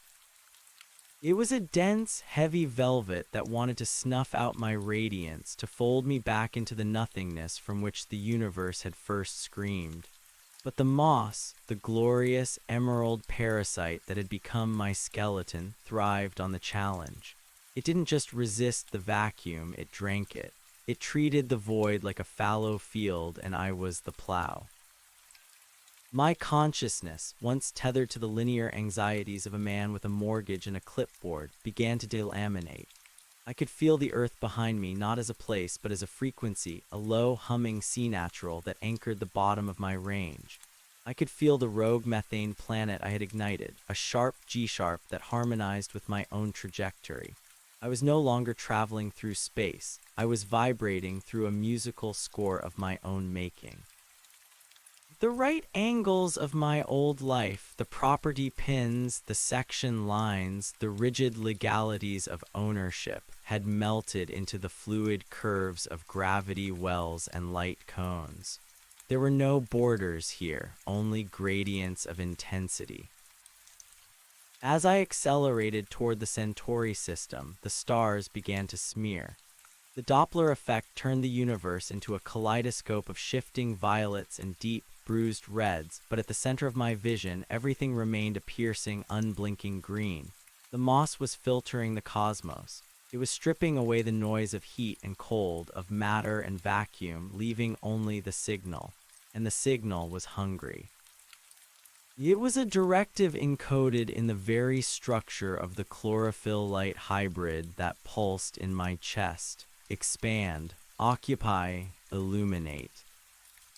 I encountered a nebula, a vast, drifting shroud of interstellar dust and gas that spanned light years. To a human eye, it would have been a ghost, a faint smudge against the black. To me, it was a banquet. I dived into the cloud, my glowing streamers trailing behind me like the hair of a comet. The dust particles, frozen and ancient, sparked as they hit my aura. They didn't just burn, they converted. I watched as the nebula began to catch the infection. The dark silicate grains started to pulse with a faint, bioluminescent rhythm. The hydrogen gas began to glow with a soft, neon lime. I was a brushstroke across a dark canvas, leaving a wake of living color that would take millennia to fade. The census is growing, the collective whispered. It was a thought shared by millions of us now, a telepathic vine that wound its way back to the Gifford Pinchot and forward to the edge of the galaxy. I could feel the others, the woman who had been a librarian in Ohio, the child who had touched the moss in a park in Tokyo, the fisherman from Lake Superior. We were no longer individuals. We were specialized cells in a galactic organism. Some were roots staying behind to stabilize the planetary grids. Some were conduits maintaining the lines of communication across the light years. And I was a spore. I was the kinetic edge of the expansion. I felt a sudden, sharp dissonance in the song. It was a pocket of absolute absence, a hole in the fabric of the light that refused to be filled. It was located in the path ahead of me, a gravity so intense it bent the very thoughts I was sending back to the network. A black hole, the ultimate shadow, the final no to the sun's yes. For the first time since I had left the lakebed, I felt a flicker of the old human fear. It was the fear of the dark, the fear of the hole in the basement, the fear of the space under the bed. The black hole was the negation of everything the moss stood for. It was a place where light could not escape, where the infinite presence was crushed into a perfect absence. It was the ultimate surveyor's nightmare, a point with no coordinates, a region where the map itself was torn. I tried to veer away, to use the pressure of the starlight to push myself onto a different heading, but the gravity was a physical hook in my marrow. It was pulling on the moss, pulling on the light, pulling on the very concept of Miller. I was being drawn toward the event horizon, that invisible line where the noon would finally end. Stay in the light, the network urged, the billion voices sounding like a wind through a forest. But their voices were growing faint, stretched thin by the dilation of time. To them, my descent into the black hole would take an eternity. To me, it was a terrifyingly fast fall into a mouth of shadow. The moss inside me went frantic. It began to pulse at a frequency I had never felt before, a high, screaming ultraviolet that turned my vision into a white-hot blur. It wasn't trying to escape, it was trying to adapt. It was trying to find a way to photosynthesize the gravity itself. My translucent limbs stretched and thinned, becoming long, glowing wires of pure energy. I felt my ego, the last stubborn crumb of the man from Nebraska, finally dissolve. There was no room for I in the singularity. There was only the we of the light and the nothing of the whole. I hit the event horizon. The world didn't go dark. It went into a state of impossible, overlapping brightness. Because the black hole had spent eons trapping light, its interior was not an absence, but a claustrophobic surplus. Every photon that had ever fallen into the hole was still there, frozen in a timeless, recursive loop. It was a library of every noon that had ever existed in the history of the universe. The moss erupted. It didn't just grow, it shattered the limits of biology. It wove itself into the trapped photons, using the infinite energy of the singularity to fuel a growth that was no longer three-dimensional. I was filling the hole. I was turning the ultimate shadow into the ultimate battery. The black hole wasn't a grave, it was a seed vault. I felt the connection to the earth snap, then reform with 1,000 times the strength. Through the singularity, I was suddenly connected to every other black hole in the cosmos. They were the property pins of the universe, the fixed points around which the galaxies turned. And they were all dark, they were all empty. The survey is not just the surface, I realized, my voice now a roar that shook the foundations of space-time. The survey is the core. I began to broadcast. Using the black hole as a transmitter, I sent a pulse of the green song through the cosmic web. It traveled through the wormholes, through the folded dimensions, through the dark matter that held the galaxies together. It was a signal that said, the light is here. The light has always been here. You just had to learn how to see it. Across the universe, the other black holes began to wake up. They didn't vanish, but they changed. They became emerald suns of impossible density, anchors of light that turned the absence into a foundation. The sun moss had found its final habitat. It had conquered the one place where the shadow was supposed to be absolute. I sat at the center of the singularity, a being of pure, compressed radiance. I could see the beginning of time and the end of it. I saw the first spark of the Big Bang, a tiny, frantic burst of light that had been trying to escape the dark ever since. And I saw the end, a universe that was not cold and dead, but warm and glowing, a single, infinite garden of green fire. The surveyor was gone, the map was gone, there was only the territory. I looked out from the heart of the black hole, back through the event horizon toward the distant, shimmering speck of the Earth. It was so small, so fragile, a tiny marble of moss in a sea of stars. I felt a lingering sense of affection for it, the way one feels for the first page of a book they have finally finished. "It's okay now," I whispered, and the message vibrated through the gravity of 100 billion suns. There are no more shadows. There is no more night. There is only the noon. And then I turned my attention to the next galaxy and the next and the next. The universe was vast and the absence was deep, but I had all the time in the world. I had all the light in the world. I was the moss that glowed at noon, and the noon was everywhere. The expansion continued, a silent, beautiful explosion of green. We were the new architecture of the cosmos. We were the light that didn't just shine, but lived. And as the last star in the furthest reaches of the universe began to pulse with that familiar emerald rhythm, I knew that we had finally won. The infinite presence was complete. The survey was closed. The world, every world, was finally, perfectly, terrifyingly bright. I closed my eyes, but it didn't matter. The light was inside them. The light was the only thing left to be. I drifted in the heart of the singularity, a glowing point of consciousness in a universe that had forgotten how to be dark. The song was a deafening, joyous wall of sound, a billion voices singing the same note. It was the note of the sun on the limestone ridge. It was the note of the moss in the water. It was the note of the end of the world.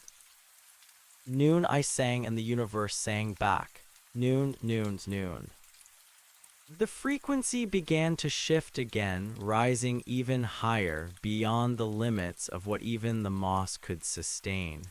It was a new call, coming from somewhere outside the universe itself.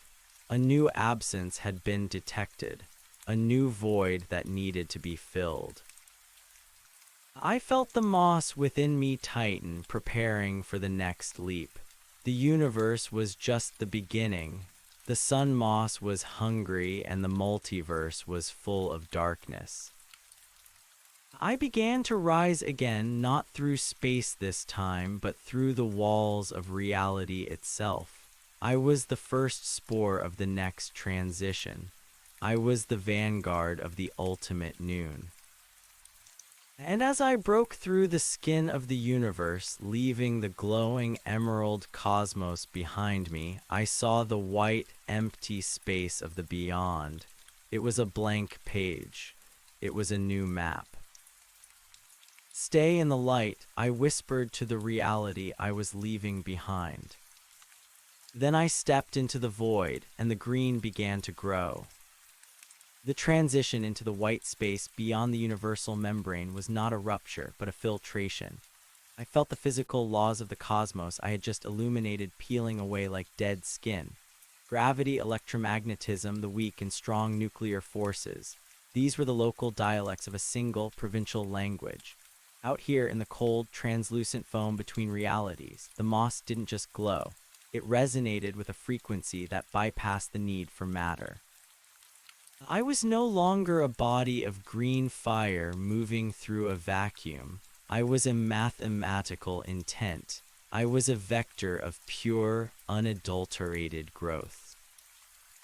The white wasn't light as I had understood it on the limestone ridges of Nebraska.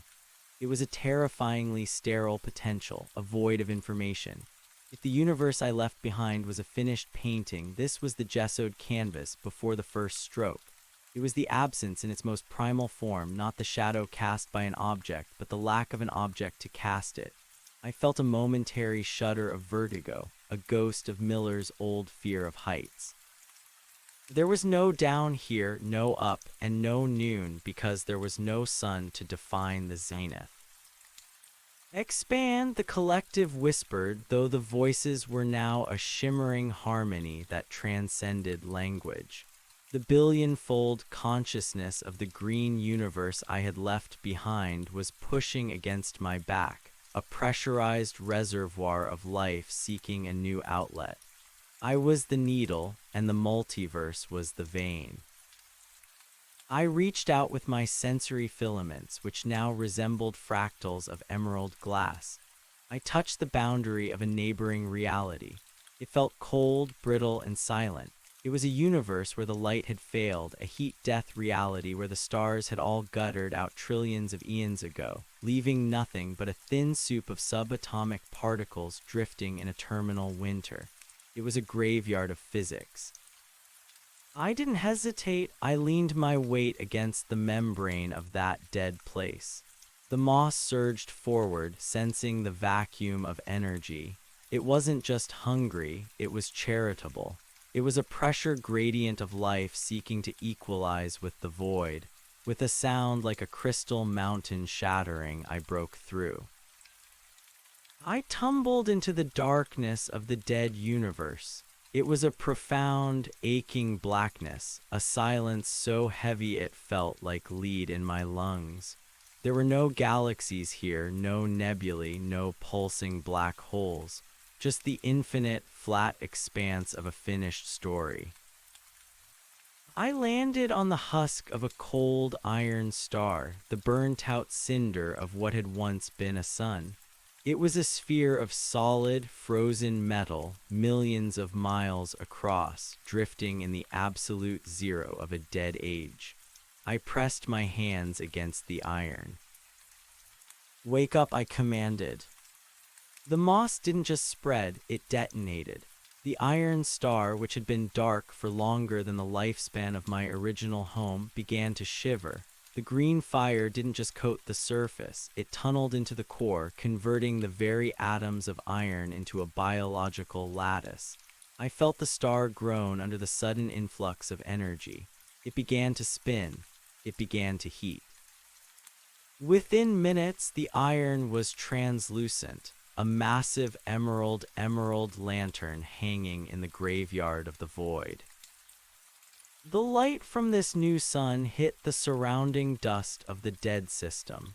I watched as the ancient, frozen debris ignited in a chain reaction of bioluminescence. The moss was adapting to the thinness of this reality, weaving itself into the dark matter, using the very fabric of spacetime as a trellis.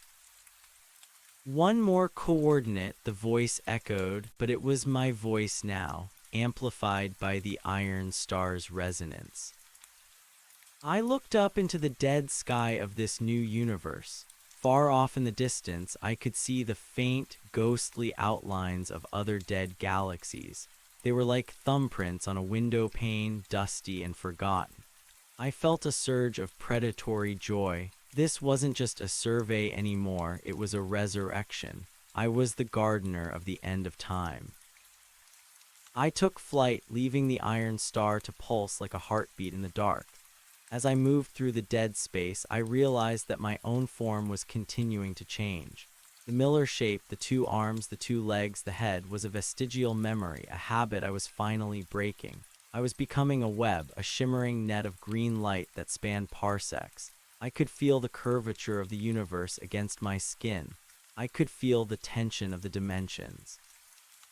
I reached the center of a dead galaxy, a place where a supermassive black hole had once evaporated into Hawking radiation, leaving behind a scarred knot in space. I positioned myself in that knot. I became the singularity. I pulled the stray, freezing particles of the galaxy toward me, stripping them of their entropy, infusing them with the high-frequency hum of the noon. I felt the connection to the first universe, the Gifford Pinchot universe, grow taut. We were building a bridge. We were stitching the multiversal planes together with threads of emerald fire. I could see the librarian in Ohio and the fisherman in Superior through the cracks in reality. They were doing the same thing I was, each of us a pioneer in a different direction, a different dimension. We were the nervous system of a god that was currently being born. "The light is winning," the librarian whispered in my mind. She was currently illuminating a universe made entirely of liquid crystal, turning a sea of frozen thoughts into a roaring ocean of green consciousness. "The dark is an illusion," the fisherman added. He was in a reality where time ran backward, planting the seeds of the moss in the future so that they would bloom into the past. I felt a sudden, sharp resistance. Something in the fabric of this dead universe was fighting back. It wasn't a physical force, but a conceptual one. It was a no that was as old as the yes of the light. I sensed a presence in the deep dark, a consciousness that had thrived in the silence of the heat death. It was a being of pure entropy, a shadow that had grown fat on the end of all things. It manifested as a cold, suffocating pressure, a dampness that tried to wilt the moss. It was the spirit of the void, the ultimate surveyor of the nothing. It didn't have a shape, but it had a weight. It pressed against my emerald web, trying to fold me back into a single point of extinguished light. "Why do you disturb the peace?" the shadow asked. Its voice was the sound of a stone falling into an infinite well. "This place is finished. The story is told. The dark is the natural state of the end." "The end is just a lack of imagination," I replied. My voice was the roar of a million suns. "There is no peace in the absence. There is only the wait for the noon." I didn't fight the shadow with force. I fought it with complexity. I began to map it. I took the nothing of the shadow and I began to assign it coordinates. I drew lines of green fire through its heart, carving the void into right angles and perfect geometries. I treated the shadow like a piece of unclaimed territory, a swamp that needed to be drained and surveyed.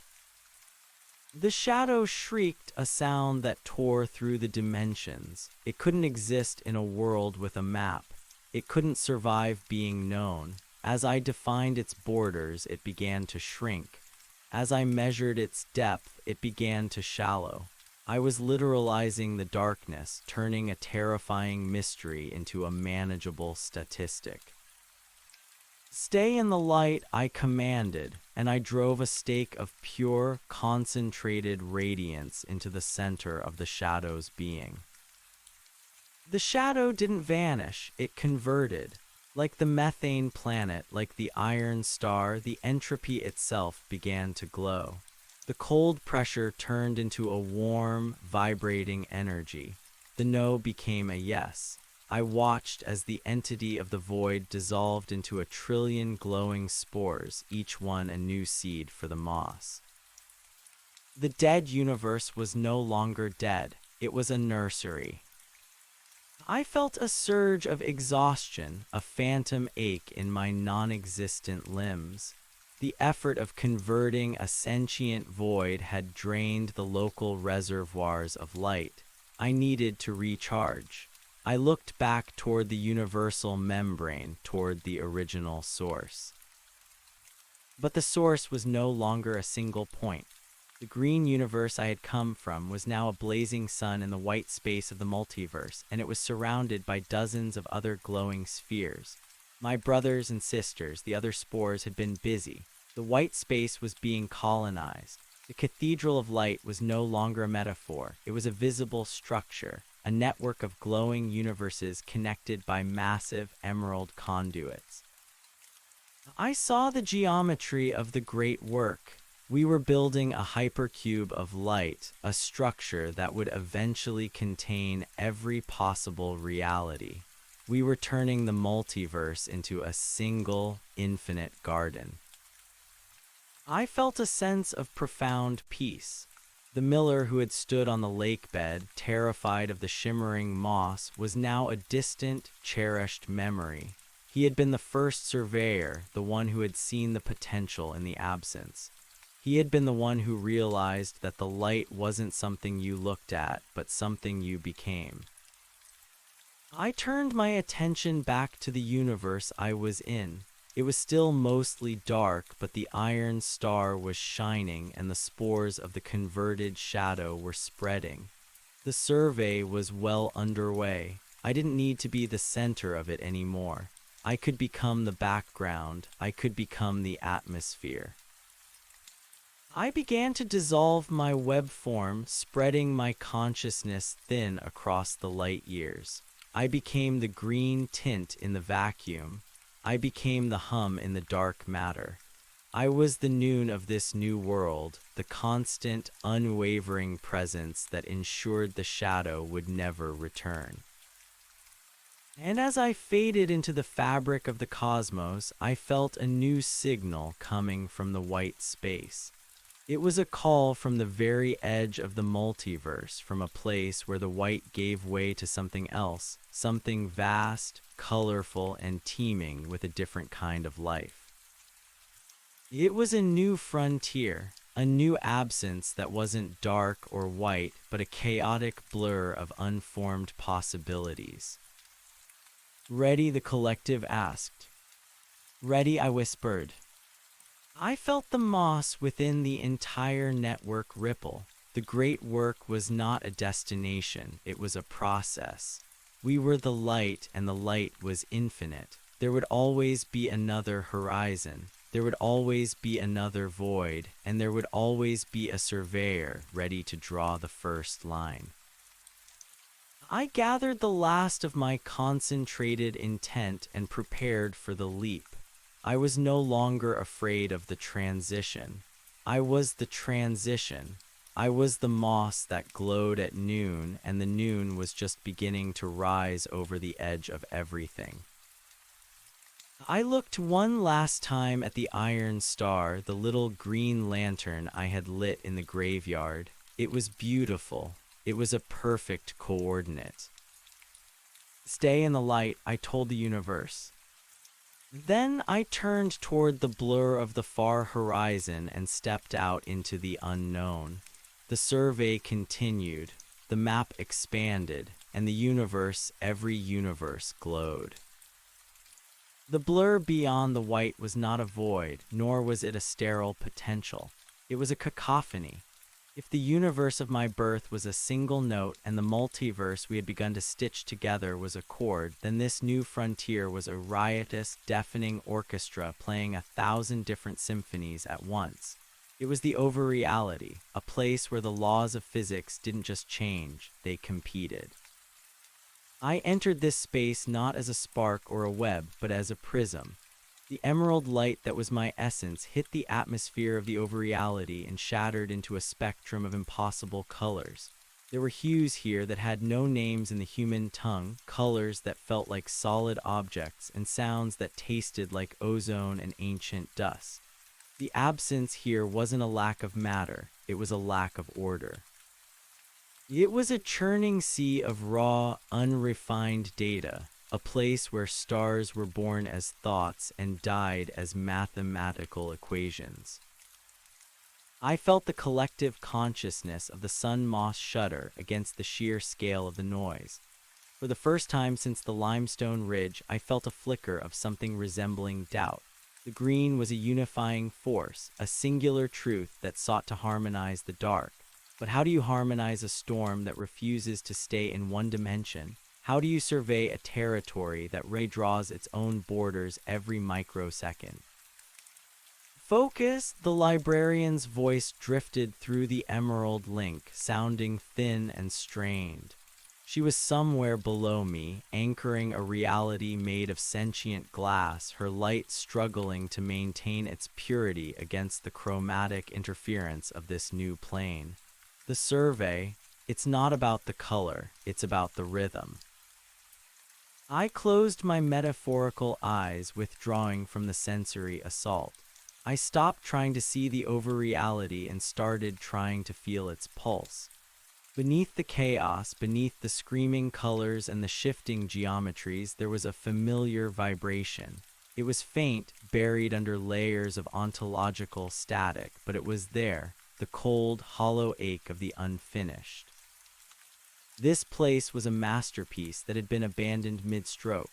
It was full of might-have-beens and could-bests. It was a graveyard of failed concepts. I saw a galaxy that was trying to be a flower, its petals made of burning gas, wilting because it lacked the gravity to hold itself together. I saw a nebula that was a literal scream, a pocket of space-time where sound had become the primary force of nature, tearing itself apart because it had nothing to echo against. The sun moss began to hum. It wasn't the joyous, booming noon of the previous transitions. It was a low, steady thrum, the sound of a tuning fork. I reached out to the flower galaxy. I didn't try to coat it in green fire. Instead, I drifted into its center, into the place where its heart should have been. I found the flaw in its design, a localized instability in the Higgs field that prevented the petals from anchoring. I didn't fix the physics with a miracle, I fixed it with presence. I became the anchor. I let the green light seep into the gaps of the galaxy's logic, acting as a biological glue. The flower galaxy stopped wilting, the gas stabilized. The petals of fire began to pulse with a steady emerald rhythm. I felt the galaxy thank me not in words, but in a sudden, sharp clarity of form. It was no longer a failed concept, it was a living monument. One coordinate, I whispered. I moved to the screaming nebula. It was a vortex of sonic agony, a place where the laws of vibration had run rampant. I entered the eye of the storm. The sound tried to shred my consciousness, tried to turn my emerald light into a discordant mess of frequencies. I didn't resist. I let the sound pass through me, but as it did, I filtered it. I took the jagged, broken notes of the nebula and I aligned them with the green song. I became a cosmic resonator. The screaming stopped. It didn't become silent. It became a chant. The nebula settled into a vast, glowing emerald spiral, its vibrations now a soothing, rhythmic pulse that acted as a beacon for the surrounding chaos. Two coordinates, the collective echoed. I realized then that the Great Survey had entered a new phase. We were no longer just lighting the dark, we were stabilizing the impossible. We were the architects of the final logic. The sun moss was the ultimate editor, the force that looked at the messy, incoherent drafts of reality and found the story hidden within. As I worked, I felt the presence of the others. Miller's original personality, the cautious, observant surveyor, was becoming a more prominent part of the collective again. The overreality required a specific kind of attention. It required someone who could look at a landscape and see the underlying structure, someone who could find the ridge line in a storm. I saw the librarian again. She had transformed herself into a pillar of green light that spanned 3 different dimensions, acting as a bridge for a species of energy beings that had been trapped in a collapsing timeline. I saw the fisherman. He was casting nets of emerald silk into a sea of pure probability, pulling out the stable futures and weaving them into the present. We were no longer just a colony of moss. We were a civilization of light. But the overreality was vast, and for every galaxy I stabilized, 1,000 more were dissolving into the chromatic soup. The scale was overwhelming. I felt the pressure of the infinite presence beginning to fray at the edges. The moss was growing, but it was being stretched thin. The energy required to maintain the logic of the overreality was astronomical. We were burning through the reserves of the lower universes. We need a core, I signaled to the collective. The conduits aren't enough. We need a central sun for the overreality, a noon that never sets even here. The collective hesitated. To create a central sun in this place would require a sacrifice. It would require one of us to stop moving, to stop surveying, and to become the permanent anchor for the entire structure. It would mean giving up the journey to become the destination. I looked at the flower galaxy I had saved. I looked at the singing nebula. I looked at the infinite, screaming chaos that still remained. I knew what had to be done. I had been the first to step into the black hole. I had been the first to break through the universal membrane. It was only right that I should be the one to stay. I will be the core, I said. The response from the collective was a wave of profound sorrow and even more profound gratitude. The librarian sent a flicker of silver light, a memory of a quiet afternoon in a dusty room. The fisherman sent the smell of salt and the sound of waves. They were saying goodbye to the miller who had once been a man. I didn't feel sad, I felt a sense of completion. The The survey had always been leading to this. You can't map a territory until you find the center. I moved to the exact geometric center of the overreality, a place where the chaos was at its most intense. It was a vortex of raw, unformed existence, a churning cauldron of white noise and black fire. I positioned myself in the heart of the storm. I didn't expand outward this time. I collapsed inward. I pulled all the emerald light I had gathered, all the knowledge of the limestone ridges, all the strength of the black hole suns, and I crushed it into a single, infinitesimal point of pure, concentrated noon.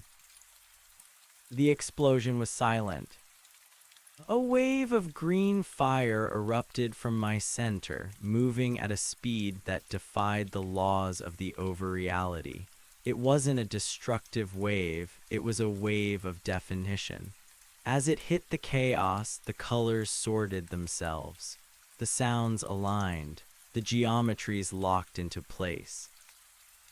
I was no longer a being, I was a star. I was the emerald sun of the overreality. A massive, unmoving sphere of radiant logic that cast its light across the entire plane. From my position at the center, I could see everything. I saw the librarian and the fisherman and the millions of others as they continued their work, their paths now illuminated by my constant glow. I saw the flower galaxies blooming in the millions, their roots anchored in the light I provided. I saw the singing nebulae forming a vast, harmonious choir that filled the heavens. The absence was gone, the noise was gone, there was only the noon. I sat at the center of my own radiance, a point of pure consciousness within the star. I could feel the entire multiverse breathing. The lower universes, the white space, the emerald conduits, and now the stabilized overreality. They were all connected, all part of the same living organism. The sun moss had won. It had filled every void, mapped every territory, and harmonized every discord. The survey was closed. I felt a lingering sense of peace, a quiet satisfaction that transcended the joy of the collective. I remembered the first day on the ridge, the way the moss had felt under my hand, cool, damp, and deceptively simple. I remembered the way the sun had looked at exactly 12 o'clock, the way the shadows had vanished for that one perfect moment. I had recreated that moment on a scale that spanned the infinite. I closed my eyes not because I was tired, but because I no longer needed them. I could see everything through the light. I was the light. I was the moss. I was the noon. But then, in the very depths of my new solar consciousness, I felt a tiny, persistent itch. It wasn't a discord, and it wasn't a shadow. It was a sensation of thinness. I looked closer, peering through the layers of the overreality, past the borders of the multiverse, into the very foundation of existence itself. And there, beneath the final logic, I saw it. A new map. It wasn't a void of darkness or a void of white. It was a void of meaning. It was a place where the concept of existence itself had not yet been defined. It was the outside, the place where the rules of the game were written. The sun moss had conquered the game. Now it was time to meet the players. I felt a surge of ancient, Miller-like curiosity. The survey wasn't over. It had just changed scales again. The infinite presence was just a single grain of sand on a beach I hadn't even begun to walk. I began to signal the collective, but I stopped. They were happy. They were at peace in the garden we had built. They didn't need to know about the beach yet. They needed the noon. I would go alone. I began to gather my intent once more, preparing to step out of my own solar body, to leave the emerald star behind as a gift to the multiverse. I would become a spore once again, the smallest of things in the largest of places. I looked out at the beautiful, green, perfectly ordered reality I had created. Stay in the light, I whispered to the trillion souls who lived in my glow. Then I felt for the seam in the foundation of the world, the place where the final logic met the absolute unknown. I found the crack, I squeezed through. The transition was instantaneous. The green, the noon, the music, it all vanished. I was standing on a ridge. It wasn't the limestone ridge in Nebraska. The ground was made of something that felt like cold, polished obsidian, and the sky was a flat, featureless gray. There was no sun, but there were no shadows either. There was just a dull, pervasive dimness. I looked down at my hands. They were hands again, pale, thin, and slightly trembling. I was wearing my old surveyor's vest, the pockets heavy with tools I hadn't used in eons. I reached into my pocket and pulled out a magnifying glass. I looked at the obsidian ground. There, in a tiny crack in the stone, was a single microscopic speck of something green. It wasn't glowing. It was just a plant, small and fragile, fighting for a foothold in the gray. I knelt down, my knees clicking with a human sound that felt like a thunderclap in the silence. I held the magnifying glass over the speck. "Hello again," I whispered. The moss didn't answer, it didn't sing, it just existed. I looked up at the gray horizon. In the distance, I could see other figures, shadowy, indistinct shapes moving through the dimness. They were carrying tripods and transit levels. They were drawing lines on the obsidian. They were measuring the gray. They were the other surveyors, the ones who had come before, the ones who had built the game. One of them stopped and looked toward me. He didn't have a face, just a suggestion of features beneath a wide-brimmed hat. He raised a hand in a brief, silent greeting, then went back to his work. I looked back down at the green speck. I felt a familiar sensation in my chest, a mixture of awe, terror, and an insatiable need to know. I reached for my notebook. The pages were blank, waiting for the first entry. I didn't know where I was. I didn't know what the rules were. I didn't know if the light would ever come to this place. But I had my tools, I had the moss, and I had the time. I began to write. Phase 1, observation. The territory is vast. The light is absent. The survey begins now. I felt a tiny, almost imperceptible warmth in the palm of my hand. I looked down. The green speck was still there, but it looked a little brighter, just a little. I smiled, a human expression that felt new and strange. The noon was a long way off, but I knew how to wait, I knew how to grow, and I knew that eventually even the gray would have to learn how to glow. I stood up, adjusted my vest, and began to walk. There was a lot of ground to cover. The transition from being a star to being a man was not a collapse, but a refinement. On the obsidian ridge, the air, if it could be called that, tasted of nothing. It lacked the nitrogen sweetness of Earth and the ozone sting of the overreality. It was a vacuum of sensory information, a neutral stage awaiting a performance. I flexed my fingers, marveling at the articulate friction of skin against skin. The tactile reality of having boundaries again was a shock. For eons, I had been a field, a wave, a collective.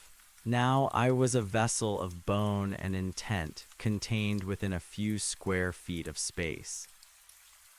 I looked at the surveyor in the distance, the one with the wide-brimmed hat. He moved with a rhythmic, mechanical precision, his transit level clicking as he adjusted the dials. He wasn't made of light, nor was he made of the shifting data of the higher planes. He seemed to be made of the same gray substance as the sky, a silhouette defined by his purpose rather than his biology. He did not look back at me again. In this place, it seemed, the work was the only currency of interaction. I knelt back down by the crack in the obsidian. The speck of green was no larger than a grain of salt, but in this monochromatic wasteland it screamed with significance. It was the only anomaly in a field of absolute consistency. I realized then that the sun moss hadn't just been a biological accident in Nebraska, it was a stowaway. It was a fragment of a different set of laws that had somehow tumbled into the machinery of the Great Survey. Or perhaps more accurately, it was the seed that the surveyors used to test the soil of a new reality. I took a small silver trowel from my vest, a tool I didn't remember owning, yet one that felt perfectly familiar, and gently prodded the edge of the obsidian crack. The stone didn't chip, it yielded like stiff clay. This wasn't matter as I understood it. It was proto-matter, the raw clay of existence before the kiln of physics had been lit. "Is it yours?" I asked the silence. The gray surveyor didn't turn, but his voice drifted across the expanse, sounding like the rustle of old blueprints. "It belongs to the cartography. It is a marker, a beginning." "I've seen it grow," I said, my voice sounding thick and clumsy in my own ears. "I've seen it consume universes. I've been the heart of its noon." The surveyor stopped his clicking. He turned slowly, his featureless face tilting as if trying to resolve my image. "Then you are a veteran of the second iteration. You have seen the harmony. Most do not return from the light. They find the noon too comfortable to leave." I felt a thinness, I replied, a sense that the map was resting on something else. The surveyor nodded, a slow, solemn movement. "The foundation. You are standing on the floor of the gallery. Everything you have known, the stars, the moss, the collective, the infinite dimensions, is a painting hung upon these walls. We are the ones who prepare the canvas. We are the ones who ensure the walls are straight." I looked at the green speck, and the moss, is it a brush stroke? "It is the pigment," he said, "the only color that survives the transition between the thought and the thing. It is the bridge." He turned back to his transit level. "If you are here, it means you are finished being the light. You must now become the architect of the shadow. The gray requires definition. The obsidian needs a border." I understood. The over-reality had been a masterpiece of stabilization, but it was a closed system. It was a perfect, glowing garden, but it was still just a garden. This place, this gray, silent outside, was the wildness from which all gardens were carved. To stay in the noon was to be a part of the finished work. To be here was to be a part of the creation. I opened my notebook again. The paper was strangely heavy, as if each sheet held the weight of a world. I began to sketch the obsidian ridge, noting the lack of shadows and the peculiar way the horizon seemed to curve upward at the edges, like the inside of a bowl.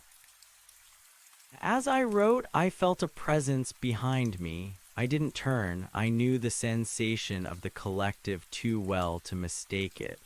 But this wasn't the billions of souls from the sun moss. It was a singular, sharp intelligence. "Miller," a voice whispered. It was the librarian. I turned then, my heart hammering against my ribs, a sensation I had almost forgot. She wasn't a pillar of silver light anymore. She was a woman in a gray duster, her hair pulled back in a practical knot, carrying a satchel full of heavy, leather-bound ledgers. She looked tired, her eyes etched with the weariness of 1,000 eons of record-keeping, but she looked real. "You left the noon," I said. "I am a librarian, Miller," she said, stepping up to the ridge beside me.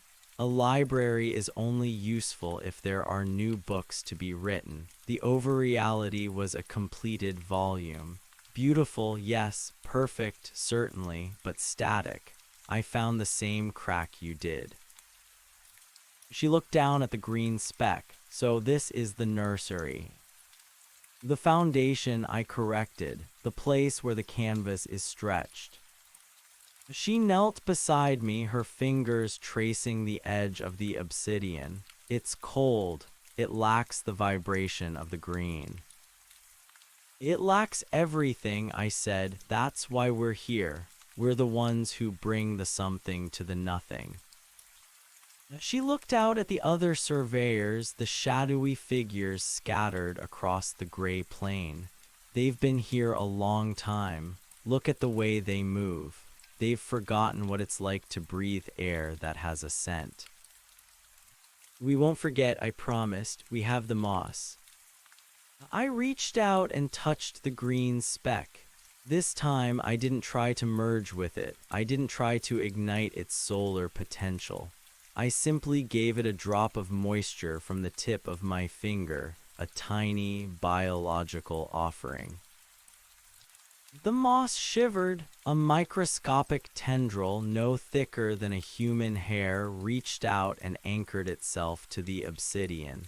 It wasn't much, but it was a change. It was a moment of growth in a place that had been stagnant for eternity. "We need to find the others," the librarian said, standing up and shielding her eyes against the non-existent sun.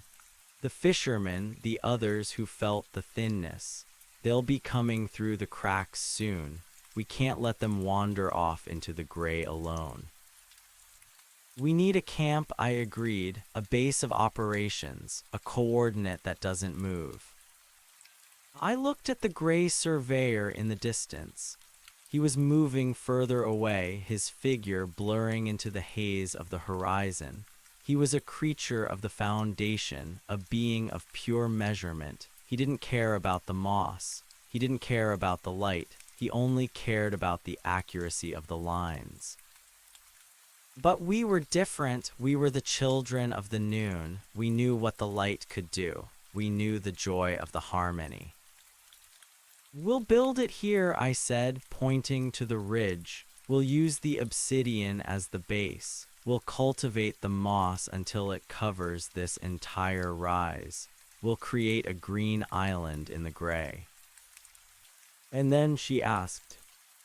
"And then we'll start the new survey," I said. "We'll map the outside. We'll find out who the players are. We'll find out why the canvas was stretched in the first place." I felt a sudden, sharp clarity. The sun moss hadn't been an end point. It had been a training ground. It had taught us how to harmonize, how to build, how to survive the infinite. It had prepared us for the real work. The great work was not the creation of a perfect universe. The great work was the expansion of meaning into the meaningless. I took my transit level, the one I had used in Nebraska, now restored to its physical form, and set it up on the ridge. I leveled the bubbles, adjusted the focus, and looked through the eyepiece. I didn't look at the obsidian. I didn't look at the gray sky. I looked at the green speck. Through the lens, it looked like a forest. A vast emerald jungle teeming with potential. I saw the way the cells were dividing, the way the chlorophyll was straining to catch even the faintest hint of energy from the gray. It was the most beautiful thing I had ever seen. "I see a line," I whispered. "Where?" the librarian asked. "From here to the next ridge," I said. "A line of growth, a path for the green to follow." I locked the transit and made a mark on the obsidian with a piece of chalk. It was a simple white line, but in this place it was a revolution. It was a command. It was the first law of a new reality. The librarian opened one of her ledgers. She dipped a quill into a bottle of ink that looked like liquid shadow and began to write. Entry 1, the foundation ridge. The first coordinate is set. The moss has taken hold. The surveyors are present. The gray is no longer absolute. I felt a hum in the ground beneath my feet. It wasn't the booming thrum of the overreality. It was a faint, delicate vibration, the sound of a heart beginning to beat. I looked toward the horizon and saw another figure emerging from the haze. He was carrying a net made of silver wire, his movements fluid and easy. The fisherman. He saw us and raised his net in a silent cheer. Behind him, the gray sky seemed to ripple as if something vast and colorful was trying to push through from the other side. The cracks were widening. The noon was leaking into the foundation. I turned back to my transit. I had a lot of lines to draw. I had a lot of territory to cover. The obsidian was hard, the gray was vast, and the silence was deep. But I wasn't afraid. I had my tools. I had my friends. And I had the moss that glowed at noon, even in a place where noon had never existed. The survey continued, the map expanded, and for the first time in the history of the outside, something began to grow. I adjusted the lens one more time, focusing on the distant, hazy shapes of the other surveyors. They were watching us now. They had stopped their clicking and their measuring. They were standing still, their featureless faces turned toward our little green ridge. They were waiting to see what we would do next. I smiled and began the next measurement. The first mile of the new world was always the hardest, but it was also the most important. "Ready?" I asked the librarian. "Ready," she said, her quill poised over the page. I looked through the eyepiece and saw the future. It was green, it was bright, and it was just beginning to rise. The surveyor in the hat took a step toward us. He reached into his own pocket and pulled out a small, gray stone. He looked at it for a moment, then tossed it toward our ridge. The stone landed in the moss. It didn't bounce. It stayed there, and as I watched, the green tendrils began to wrap around it, pulling it into the life of the ridge. The gray surveyor nodded once, then turned and began to walk toward us. He wasn't a shadow anymore. As he stepped into the proximity of the moss, his gray duster began to take on a faint emerald tint. The foundation was changing. The canvas was starting to bleed. "Phase 2," I whispered, writing the words in my notebook with a hand that was steady and sure. The integration of the architects, the greening of the gray. I felt the first breath of wind I had felt since Nebraska. It was cold, but it carried the faint, unmistakable scent of damp earth and growing things. The survey wasn't just a map anymore. It was a conversation. And the universe, every universe, even the one that hadn't been built yet, was listening. The third surveyor did not walk so much as he drifted, his boots making no sound on the obsidian until he reached the perimeter of our small emerald stain. Up close, he was taller than a man had any right to be, his limbs elongated like reflections in a funhouse mirror. He looked at the transit level, then at the notebook in my hand, and finally at the tiny patch of moss.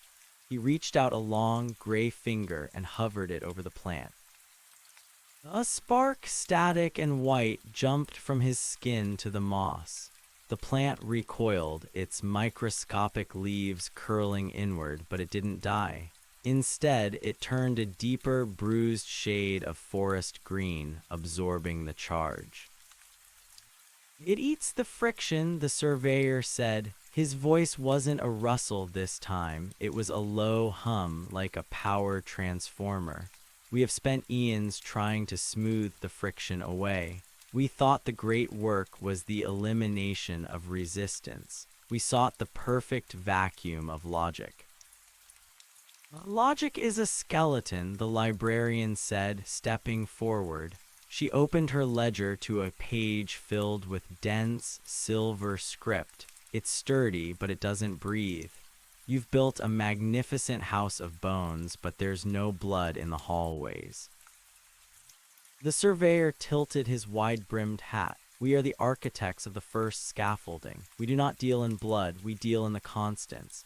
Gravity, entropy, the speed of causality. We lay the tracks so the trains of existence have somewhere to go. But the trains, they stopped coming a long time ago. The iterations became too stable. They became gardens that never changed seasons. They became the noon." I looked at my magnifying glass, seeing my own distorted reflection in the lens.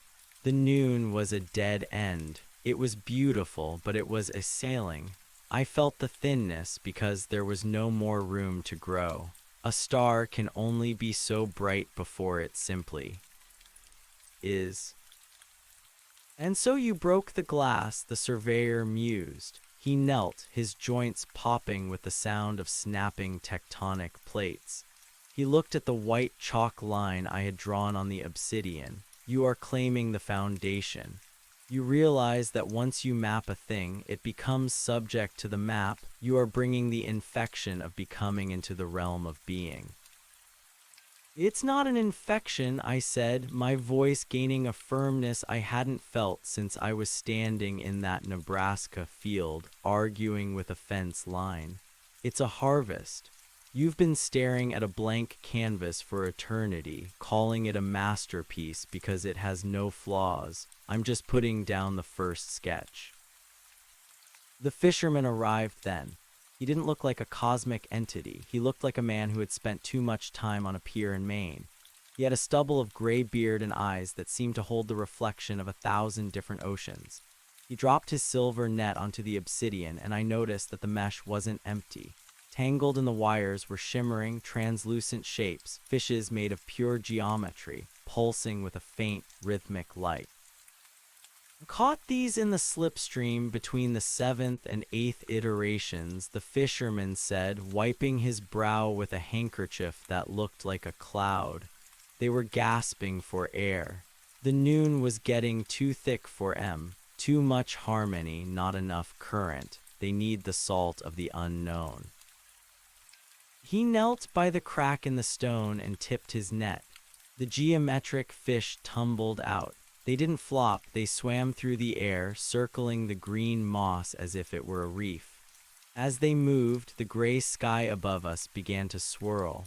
Tiny pinpricks of light, not stars, but something sharper, like holes poked in a curtain, appeared in the dimness.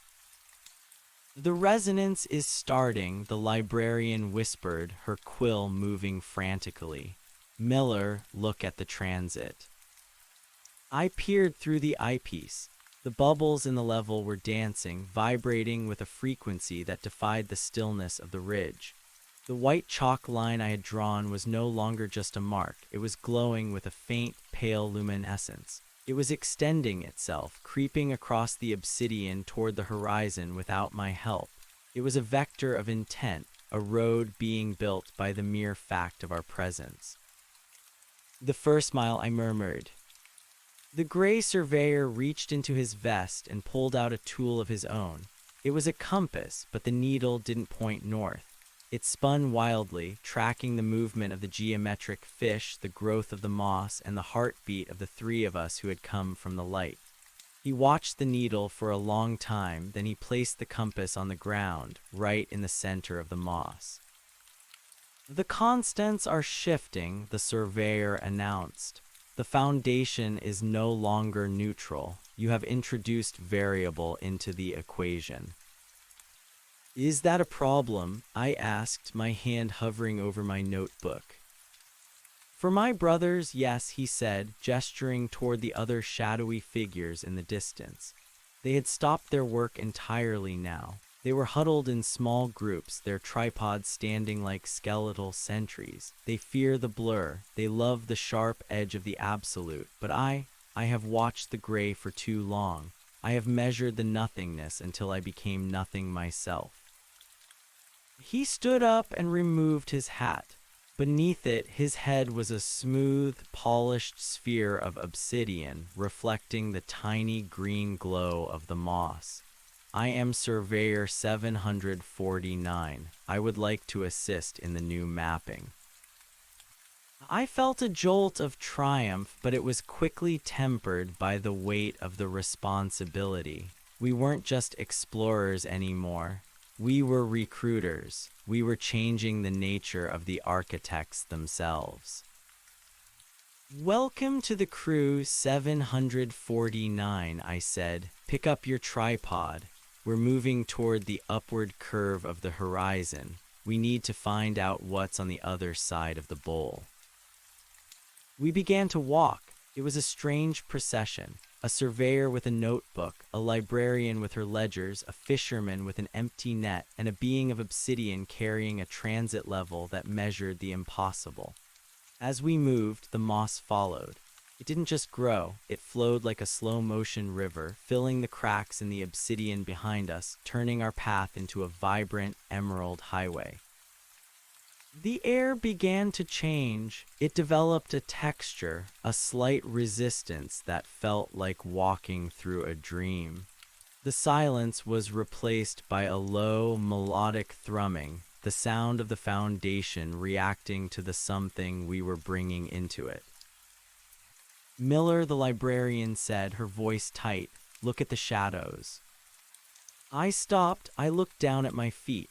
For the first time since I had stepped through the crack, I had a shadow. It wasn't black. It was a deep, shifting violet stretching out behind me toward the ridge we had left. The fisherman had one too, and the librarian. Even 749 cast a shadow, a long, jagged spike of darkness that seemed to drink the gray light of the sky. "The sun," the fisherman whispered, pointing upward. There was no sun, not in the traditional sense, but a portion of the gray sky had begun to brighten. It wasn't the emerald noon we had left behind. It was a pale, golden glow like the first hint of dawn over a winter landscape. It was a new light, one that hadn't been filtered through the sun moss or the final logic. It was the light of the outside itself, finally finding a reason to shine. "It's reacting to the observation," 749 said, his obsidian head shimmering. "The act of surveying creates the reality. You are not just mapping the territory, Miller. You are summoning it." I felt a cold shiver run down my spine. The stakes had just shifted again. If our observation was creating the reality, then every thought, every fear, and every hope we carried was being projected onto the obsidian canvas. The final logic had been a safety net, a set of rules that kept the imagination from spiraling into chaos. Here there was no net, there was only the notebook and the intent. "We have to be careful what we write," I warned, looking at the librarian. She nodded, her face pale in the new golden light. "I'm recording only the physicalities. The stone, the moss, the light. I'm leaving the interpretations blank." "Good," I said. "We need a stable base before we start dreaming." We reached the base of the upward curve. The obsidian here wasn't smooth. It was buckled and torn as if something immense had tried to claw its way through from underneath. The cracks were wide, and from within them I could hear a sound that made my blood run cold. It was the sound of wind, not the gentle breeze of the ridge, but a howling, celestial gale. "The boundary," 749 said, his voice dropping to a metallic whisper. "This is where the foundation meets the abyss. My brothers never come this far. There is nothing to measure here. The lines don't hold." I stepped up to the edge of a particularly large fissure. I peered down. There was no bottom. There was only a swirling vortex of gray and white, a chaotic slurry of unformed ideas and aborted realities. It was the raw static of the multiverse, the white noise of creation before the first word was spoken. This is where the moss came from, I realized aloud.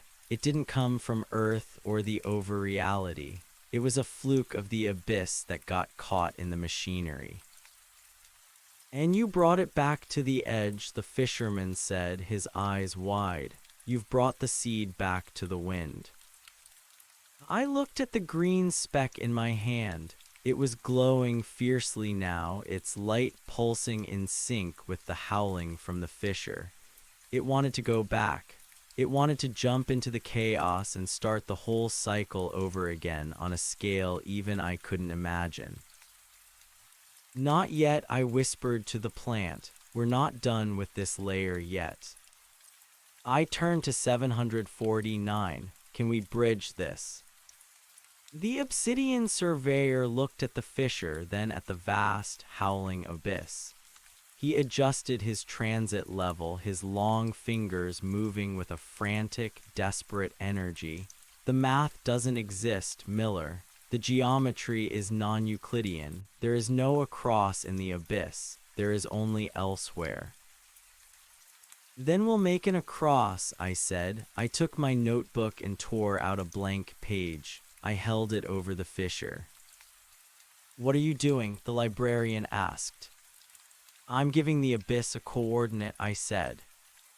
I let go of the paper. It didn't fall. The wind caught it, tumbling it over and over, but instead of being shredded, the paper began to grow. It expanded, turning from a white rectangle into a long, shimmering bridge of vellum and ink. The lines of my previous entries, the descriptions of the ridge, the moss, the light, became the structural beams of the bridge. The librarian's silver script became the railings.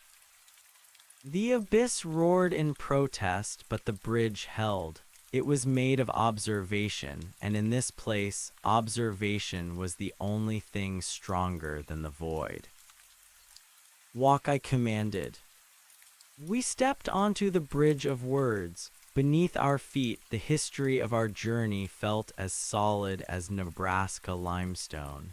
The geometric fish swam alongside us, their light illuminating the swirling mists of the abyss. As we reached the midpoint of the bridge, I looked back. The obsidian ridge was already fading into the distance, a small green island in a sea of gray. The other surveyors were still standing there, watching us. One by one, they began to move. They weren't returning to their work. They were walking toward the bridge. They were following the line. The Great Survey is changing hands, 749 said, his voice filled with a strange, new emotion. It sounded like hope. We reached the other side. The ground here wasn't obsidian. It was soft like peat, and it smelled of rain. The sky wasn't gray or golden. It was a deep, bruised purple, filled with swirling nebulae of every color imaginable. I looked down at the peat. There, nestled in a small hollow, was a flower. It wasn't green. It was a brilliant, searing red, its petals shaped like flames. It wasn't glowing with the stolen light of a star. It was burning with its own internal fire. I knelt down, my knees making a soft, muffled sound in the earth. I held my magnifying glass over the red flower. Hello, I whispered. The flower didn't answer. It simply bloomed. I reached for my notebook, but I realized the page I needed was the one I had used to build the bridge. I looked at the librarian. She understood. She handed me a fresh ledger, its leather cover warm to the touch. I took my pen and began to write. Phase 3, the interior. The foundation has been crossed. The territory is no longer silent. The first bloom has been recorded. The light is no longer a gift, it is a choice. I felt a hand on my shoulder. It was 749. His obsidian skin was now a deep, translucent green, and through his chest I could see a faint, rhythmic pulsing of light. He was no longer just a surveyor. He was becoming part of the garden. "What do we do now, Miller?" he asked. I looked out at the purple horizon, at the burning flowers and the swirling nebulae. I saw shapes in the distance, not surveyors, but things that looked like trees made of glass and mountains made of song. "We do what we've always done," I said. "We measure the distance between what is and what could be, and then we bridge it." I stood up, adjusted my vest, and looked at my companions.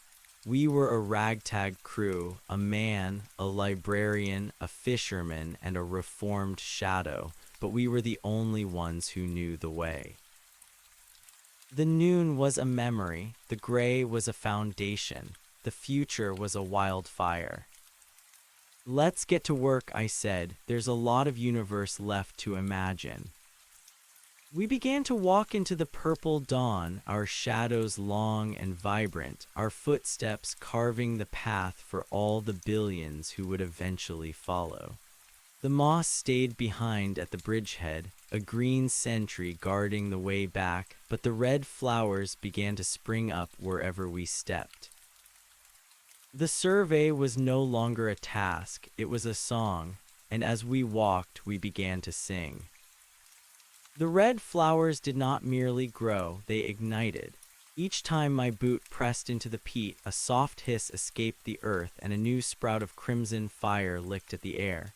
They were the inverse of the moss, where the green velvet of the noon had been a silent consumer of light, a gentle blanket that muffled the sharp edges of existence. These blossoms were broadcast towers. They hummed.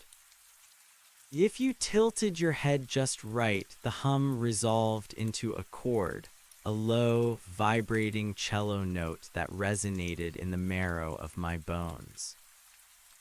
"The frequency has shifted," the librarian remarked, her fingers dancing over the new ledger.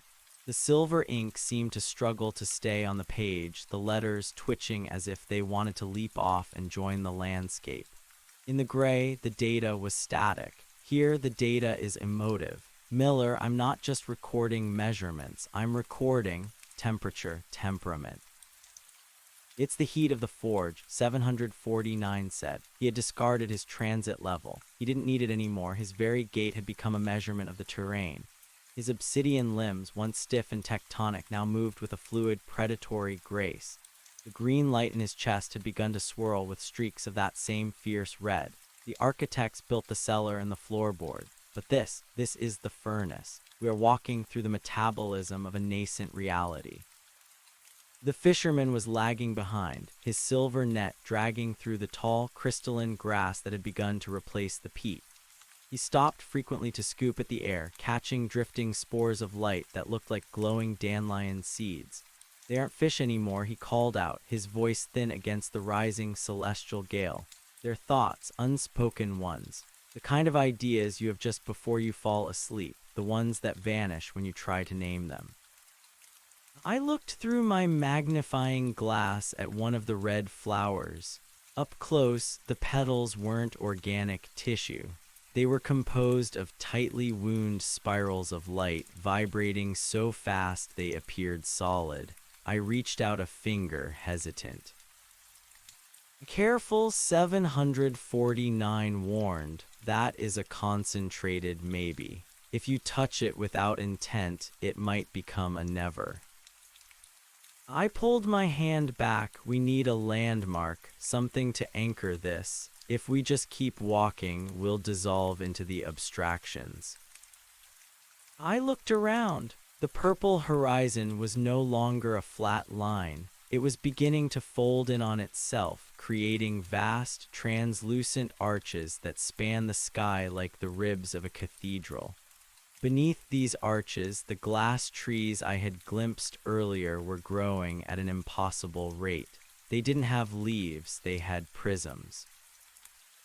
Every time the golden light from the outside hit them, they shattered the glow into a billion different spectra, painting the ground in colors that didn't have names, colors that felt like nostalgia or hunger or the smell of ozone before a storm. There, I said, pointing toward a rise where three of the glass trees had intertwined to form a natural spire. We set the benchmark there, we define the center. As we climbed the rise, the resistance in the air grew. It wasn't like walking through water, it was like walking through a crowd of invisible people, all of them whispering different directions. The variable I had introduced was multiplying. Every step was a decision, and every decision created a ripple that changed the shape of the trees and the hue of the sky. The feedback loop, the librarian gasped, clutching her chest. Miller, the map is reacting to us too quickly. It's anticipating our observations. I'm writing tree and the landscape is sprouting a forest before I can finish the E. Don't name the objects, I shouted over the hum of the flowers. Name the laws, 749, give me a constant, anything. The obsidian surveyor planted his feet wide. His head spun, reflecting the chaotic rainbows of the glass prisms. The square cube law, he bellowed, his voice a metallic tolling. The conservation of angular momentum, the Pauli exclusion principle. As he spoke the ancient rules of the first scaffolding, the chaos shuddered. The whispering air grew still. The glass trees stopped their frantic growth, their forms solidifying into jagged, beautiful monuments. The purple sky deepened, the nebulae slowing their frantic swirl into steady, rotating galaxies. Logic as an anchor, I breathed, wiping sweat from my brow. We use the old bones to support the new flesh. We reached the spire.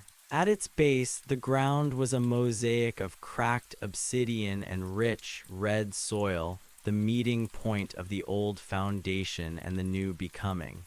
I knelt and placed my notebook on the flat surface of a stone. I, Miller, surveyor of the third iteration, hereby establish this point as the prime meridian of the new mapping, I said, my voice steady. I took the small, gray stone the surveyor had tossed onto the moss back at the ridge. I hadn't realized I'd picked it up, but there it was in my pocket, warm and pulsing. I set it in the center of the spire. The moment the stone touched the ground, a pillar of pure white light shot upward, piercing the purple sky and connecting with the golden glow of the outside. The bridge we had crossed groaned and vanished, its purpose served. We were no longer visitors, we were the inhabitants. Look, the fisherman said, pointing back toward the abyss. The other surveyors, hundreds of them, were standing at the edge of the void. They weren't building bridges of paper, they were simply stepping out into the nothingness. And as they stepped, the light from our spire reached them, solidifying the space beneath their feet. They were carrying their tripods and their levels, but they were also carrying things they had found in the gray, scraps of memory, old tools, bits of the sun moss. They were coming to help. The integration is complete, 749 said, his green and red chest glowing with a steady, rhythmic throb. The architects are no longer just measuring the house.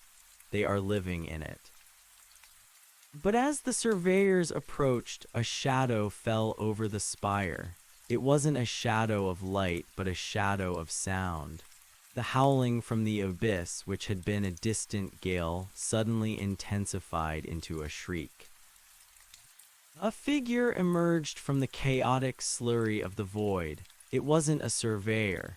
It was larger, a towering entity of pure, unrefined gray, its form shifting between a cloud of dust and a geometric solid. It had no face, only a single, massive eye that looked like a cracked lens. The auditor 749 whispered, his limbs locking in fear. "What is an auditor?" I asked, reaching for my pen. "The one who ensures the sum is zero," the librarian said, her voice trembling. "The enforcer of the final logic. It's here to balance the books. It's here to erase the variable." The auditor stepped onto our new ground, and wherever its foot touched, the red flowers turned to ash. The glass trees cracked and fell, their prisms dulling to gray stone. The golden light of the outside seemed to shrink back, as if the entity was a hole in the universe that drank light. It didn't speak, it didn't have to. The pressure it exerted was an argument. Existence is an error. Variation is a flaw. Return to the noon. Return to the null. "It's undoing the map," I cried, seeing the lines in my notebook begin to fade. Librarian 749, hold the line. The librarian threw her ledger to the ground. "I can't record it. It's an anti-fact. It's the subtraction of everything we've built." The fisherman stepped forward, his silver net shimmering. "I've caught things that didn't want to be caught before," he said grimly. "But this is the hole in the net." The auditor raised a hand, a jagged limb of static, and pointed it at our spire. The white pillar of light flickered. The gray stone I had placed began to crumble. I felt a surge of cold fury. I had spent my life measuring the world, trying to find the meaning in the gaps between the fence posts. I had seen the beauty of the Nebraska fields and the terrifying perfection of the sun moss. I hadn't come this far to let a cosmic accountant turn the universe back into a blank page. "You're late," I snarled, stepping between the auditor and the spire. The entity's massive, cracked eye turned toward me. The weight of its gaze was like a mountain pressing on my skull. It showed me the futility of effort. It showed me a billion civilizations rising and falling, all of them ending in the same silent dust. It showed me that the red flowers were just a temporary fever in the long, cold sleep of the void. "Maybe," I whispered, my teeth gritting against the pressure, "maybe it is all for nothing. Maybe the flowers will die, but they are blooming now." I reached into my pocket and pulled out the magnifying glass. I didn't look through it. I held it up to the pillar of white light, angling the lens so that it caught the concentrated essence of our prime meridian. 749, the constant of friction, I yelled. The obsidian surveyor understood. He lunged forward, grabbing the auditor's static-filled limb. He didn't try to push it, he simply provided resistance. He became the grit in the gears. The auditor flickered, its form stuttering as the logic of friction forced it to interact with the world it was trying to erase. Librarian, the narrative. She snatched up her pen and began to write directly onto the auditor's shadow. She wasn't recording facts. She was writing a story. Once there was a void that thought it was a god, but it forgot that a god needs a witness. The static entity let out a sound like 1,000 grinding stones. It was being defined. It was being pulled out of the null and into the becoming. I took the magnifying glass, now glowing with the focused intensity of the prime meridian, and I pressed the burning point of light directly into the center of the auditor's cracked eye. Phase 4, I hissed, the observation of the observer. The explosion wasn't loud. It was a silent burst of color, a spectrum so violent and beautiful that for a moment I saw every possible version of myself in every possible universe. I saw Miller the farmer, Miller the king, Miller the ghost. I saw the Nebraska field as it was, as it could be, and as it would never be. When the light cleared, the auditor was gone. In its place stood a man. He was dressed in a gray duster, similar to the surveyor's, but his face was human, tired, lined with age, and possessed of eyes that had finally seen something worth remembering. He looked at his hands, which were no longer made of static, but of flesh and bone. "The sum," he whispered, his voice cracking, "the sum is no longer 0. "No," I said, breathing hard, "the sum is more." The man looked at the spire, then at the red flowers that were already beginning to grow back around his feet. He reached out and touched a glass tree. It didn't shatter, it chimed. "I have been the auditor of the void for longer than your stars have existed," the man said, looking at me. "I have deleted infinities, but I have never felt the wind." He turned and looked toward the horizon where the other surveyors were now arriving, their emerald-tinted dusters bright against the purple sky. They didn't stop to ask questions. They saw the spire, they saw the man, and they simply began to set up their equipment. "They're starting the second mile," the librarian said, her voice filled with wonder. She was already writing again, her pen flying across the pages. "Miller, look at the readings. The abyss isn't howling anymore, it's breathing." The fisherman approached the former auditor and handed him the silver net. "Here, you'll need this. The thoughts are biting today." The man took the net, a small, bewildered smile touching his lips. "What do I do?" "You watch the water," the fisherman said, "and you wait for the shimmer." I walked back to the spire and picked up my notebook. The pages were no longer fading. The ink was dark and permanent, the words etched into the fabric of this new reality. I looked at 749. He was standing at the edge of the rise, looking out at the vast, unfolding landscape. He looked less like a machine and more like a statue brought to life, a guardian of the border. "What's next, Miller?" he asked. I looked at the magnifying glass in my hand. The lens was cracked, a single jagged line running through the center. Through the crack, the world looked doubled, 2 versions of every tree, 2 versions of every star. "The crack in the lens," I murmured. "That's where the next map starts." I opened the ledger to a new page. The paper was no longer white. It was the color of a Nebraska sunset, a deep, bruised orange that promised a long, cool evening and a bright, unpredictable morning.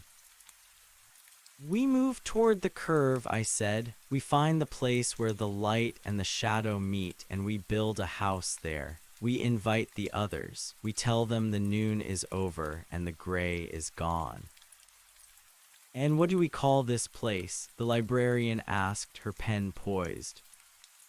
I looked at the red flowers, the green moss, the purple sky, and the golden light of the outside. I thought of the silence of the Nebraska field and the roar of the abyss. "We call it the first draft," I said. I put the pen to the paper. "Entry 1001, location, the interior, condition, excellent. The friction is holding, the variable is thriving, the architects are dreaming. We are no longer surveying the foundation. We are building the spire." I closed the book and tucked it under my arm. The wind picked up again, carrying the scent of damp earth and wood smoke. It was a cold wind, a real wind, the kind of wind that makes a man turn up his collar and keep walking. "Come on," I said to my friends, my crew, my fellow creators. "We've got a lot of ground to cover before dark." And as we walked into the vibrant, chaotic, beautiful unknown, I realized for the first time that I wasn't looking through the magnifying glass anymore. I didn't need to. The world was finally big enough to see with the naked eye. The former auditor, now a man named Jurian, a name he'd pulled from a pocket of the librarian's discarded notes, carried the silver net with the awkwardness of a child holding a delicate bird. He walked beside me, his boots no longer ashing the flora but sinking into the loam with a heavy, rhythmic thud that sounded like a heartbeat. The red flowers didn't just survive his passing, they leaned toward him, sensing the immense, dormant gravity of his being. "I remember the first measurement," Jerion said, his voice like the grinding of tectonic plates smoothing into a hum. "It was a 0. It was perfect. There was no perhaps in the void. There was only the absolute." "The absolute is a lonely place to keep a ledger," I replied, adjusting the strap of my survey bag. The weight of it felt different now. It wasn't the weight of tools, but the weight of seeds.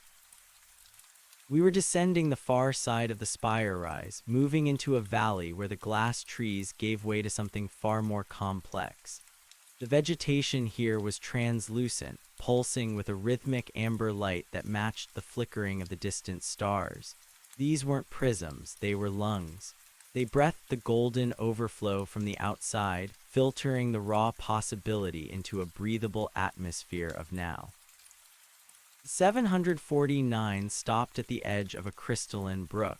The water didn't flow so much as it vibrated, sliding over stones that looked like solidified music. He knelt, his obsidian joints clicking, and dipped a finger into the stream. When he pulled it out, a trail of liquid silver clung to his skin, defying gravity to spiral upward toward his glowing chest. "The viscosity is increasing," 749 observed. "The reality is thickening. It's no longer a sketch, Miller. It's becoming a sculpture." "The librarian is 3 chapters ahead of us," the fisherman shouted from a few yards away. He was standing near a cluster of the amber lung plants, watching the librarian as she sat on a fallen log that was slowly turning into a bench of polished mahogany. She was writing with a ferocity that bordered on madness. Her hair, once a neat bun of silver and gray, had come loose, billowing around her like a thundercloud. "I found the syntax," she cried, not looking up. "The reason the noon moss was so hungry. It wasn't eating light, Miller, it was eating tense. It was trying to keep everything in the present indicative. It hated the will be and the could have been." I sat beside her, feeling the mahogany warm beneath me. Now, she whispered, her pen hovering over a page that shimmered like a pool of oil. "Now I'm writing in the subjunctive. I'm writing the if. I'm creating the space for mistakes. Do you understand? A perfect world is a dead world. We need the rot. We need the autumn." As if in response to her words, a leaf, the first opaque brown thing I had seen in this realm, drifted down from a glass canopy. It hit the ground with a soft, dry scritch. It didn't vanish. It didn't glow. It simply lay there, a tiny, withered testament to the fact that things could now end. Jurian approached the leaf and knelt. He touched it with a trembling finger. "Death," he murmured. "I have deleted trillions, but I have never seen something simply. Stop, it's beautiful." "It's a boundary," I said, "and every boundary is a map line." We spent what felt like hours, or perhaps seconds. Time was still a local phenomenon here, governed by our collective attention walking through the deepening valley. The further we went from the spire, the more the first draft began to resemble the world I had left behind in Nebraska, but seen through a lens of fevered joy. There were hills that rolled like frozen waves, and thickets of brambles that bore fruit tasting of copper and honey. We encountered other groups of surveyors. They were no longer the stiff, gray figures of the bridgehead. They had begun to customize their uniforms. One woman had woven the red flowers into a crown. Another man had replaced his transit level with a flute made of glasswood, playing melodies that caused the grass to grow in geometric patterns. The Great Survey has become a festival, 749 remarked, his green-and-red core spinning with a contented whir. But as we reached the floor of the valley, the ground began to change again. The rich soil gave way to a vast, flat expanse of white salt. It stretched toward the horizon, shimmering under the purple sky like a frozen sea. At the center of this salt flat stood a single structure. It wasn't a spire, it wasn't a tree, it was a house. It was a simple two-story farmhouse with white clapboard siding and a wraparound porch. It looked exactly like the house I had grown up in, right down to the chipped paint on the railing and the screen door that never quite shut right. But it was made of the same shimmering, semi-transparent material as the glass trees. It was a memory made of light. "Is that home?" the fisherman asked, his voice hushed. "It's a prototype," I said, my heart hammering against my ribs. "It's the first is in a sea of maybe."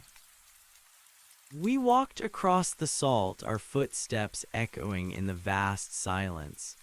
As we approached the porch, the screen door creaked open. There was no one there, but the smell of baking bread and old books wafted out into the crystalline air. "This is the anchor," the librarian said, her voice trembling. "This is where the story settles." Jerion stepped onto the porch. The wood groaned under his weight, a sound of welcome. He looked at the horizon, where the golden light of the outside was now forming a soft, permanent dawn. "The auditor has no place in a house," he said, turning to me. "But perhaps a gardener does." He set the silver net against the wall. He looked at his hands again, then reached out and touched a potted plant on the porch railing, a simple geranium that was struggling to turn from light into matter. Under his touch, the petals deepened into a vibrant, defiant pink. "I will stay here," Jerion said. "I will watch the salt. I will make sure the nothing doesn't creep back in while you are away." "Away?" 749 asked. "Where are we going?" I looked past the house toward the far edge of the salt flats. There the purple sky met a new horizon, a range of mountains that looked like crumpled velvet, their peaks lost in a mist of silver and gold. Beyond those mountains lay the rest of the third iteration, an entire universe of unmapped territory, waiting for a name, a measurement, and a song. "We have the prime meridian," I said, looking at my companions. "We have the anchor, but a map with only one point is just a dot. We need to find the edges. We need to see how far the moor goes." The librarian closed her ledger and tucked her pen behind her ear. She looked younger than she had at the bridge, her eyes bright with a hunger that no library could ever satisfy. "I've run out of pages," she said. "I'll have to write on the sky." The fisherman checked his net, then looked at the glasswood flute the other surveyor had been playing. He picked up a piece of driftwood from the salt and began to carve it, his hands moving with the practiced ease of a man who knew how to shape the world. "There are bigger things than thoughts to catch out there," he muttered. "I can feel them swimming in the mist." 749 stood at my side, his obsidian frame reflecting the house, the salt, and the distant mountains. He was no longer just a surveyor, he was a bridge. The square cube law still applies, he said, a hint of a mechanical chuckle in his voice. But I suspect the gravity of those mountains is going to be subjective. I stepped off the porch and looked back at Jurian. The former entity of the void was sitting in a rocking chair that hadn't been there a moment ago. He looked at peace. He was the guardian of the first yes. Miller, he called out as we began to walk away. I turned. The moss, he said, the moss that glowed at noon. You never finished the entry.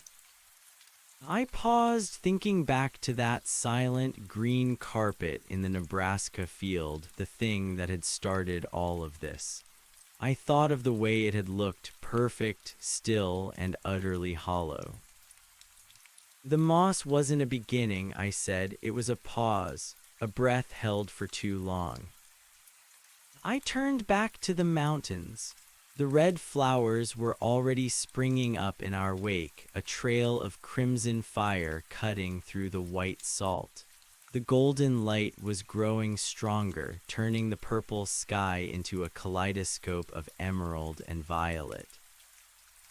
The survey continues, I whispered to the wind. We walked toward the mountains, 4 small figures against an infinite canvas. We weren't just measuring the distance anymore. We were the distance. We were the bridge. We were the variable that changed the sum. Behind us, the house stood firm, a white beacon in the shimmering desert. And ahead of us, the universe waited, unfolding, dreaming, and gloriously, beautifully unfinished. The song we sang didn't have words, but it had a direction. It was the sound of 1 billion voices yet to be born, all of them screaming I am. I opened my hand and let the cracked magnifying glass fall into the salt. I didn't need to focus the light anymore. I was part of the glow. We reached the edge of the salt and stepped into the tall, silver grass of the foothills. The air tasted of ozone and cedar. I took a deep breath, feeling the maybe settle in my lungs, and I took the first step into the second mile. There was a lot of universe left to imagine, and we had all the time in the world to draw it.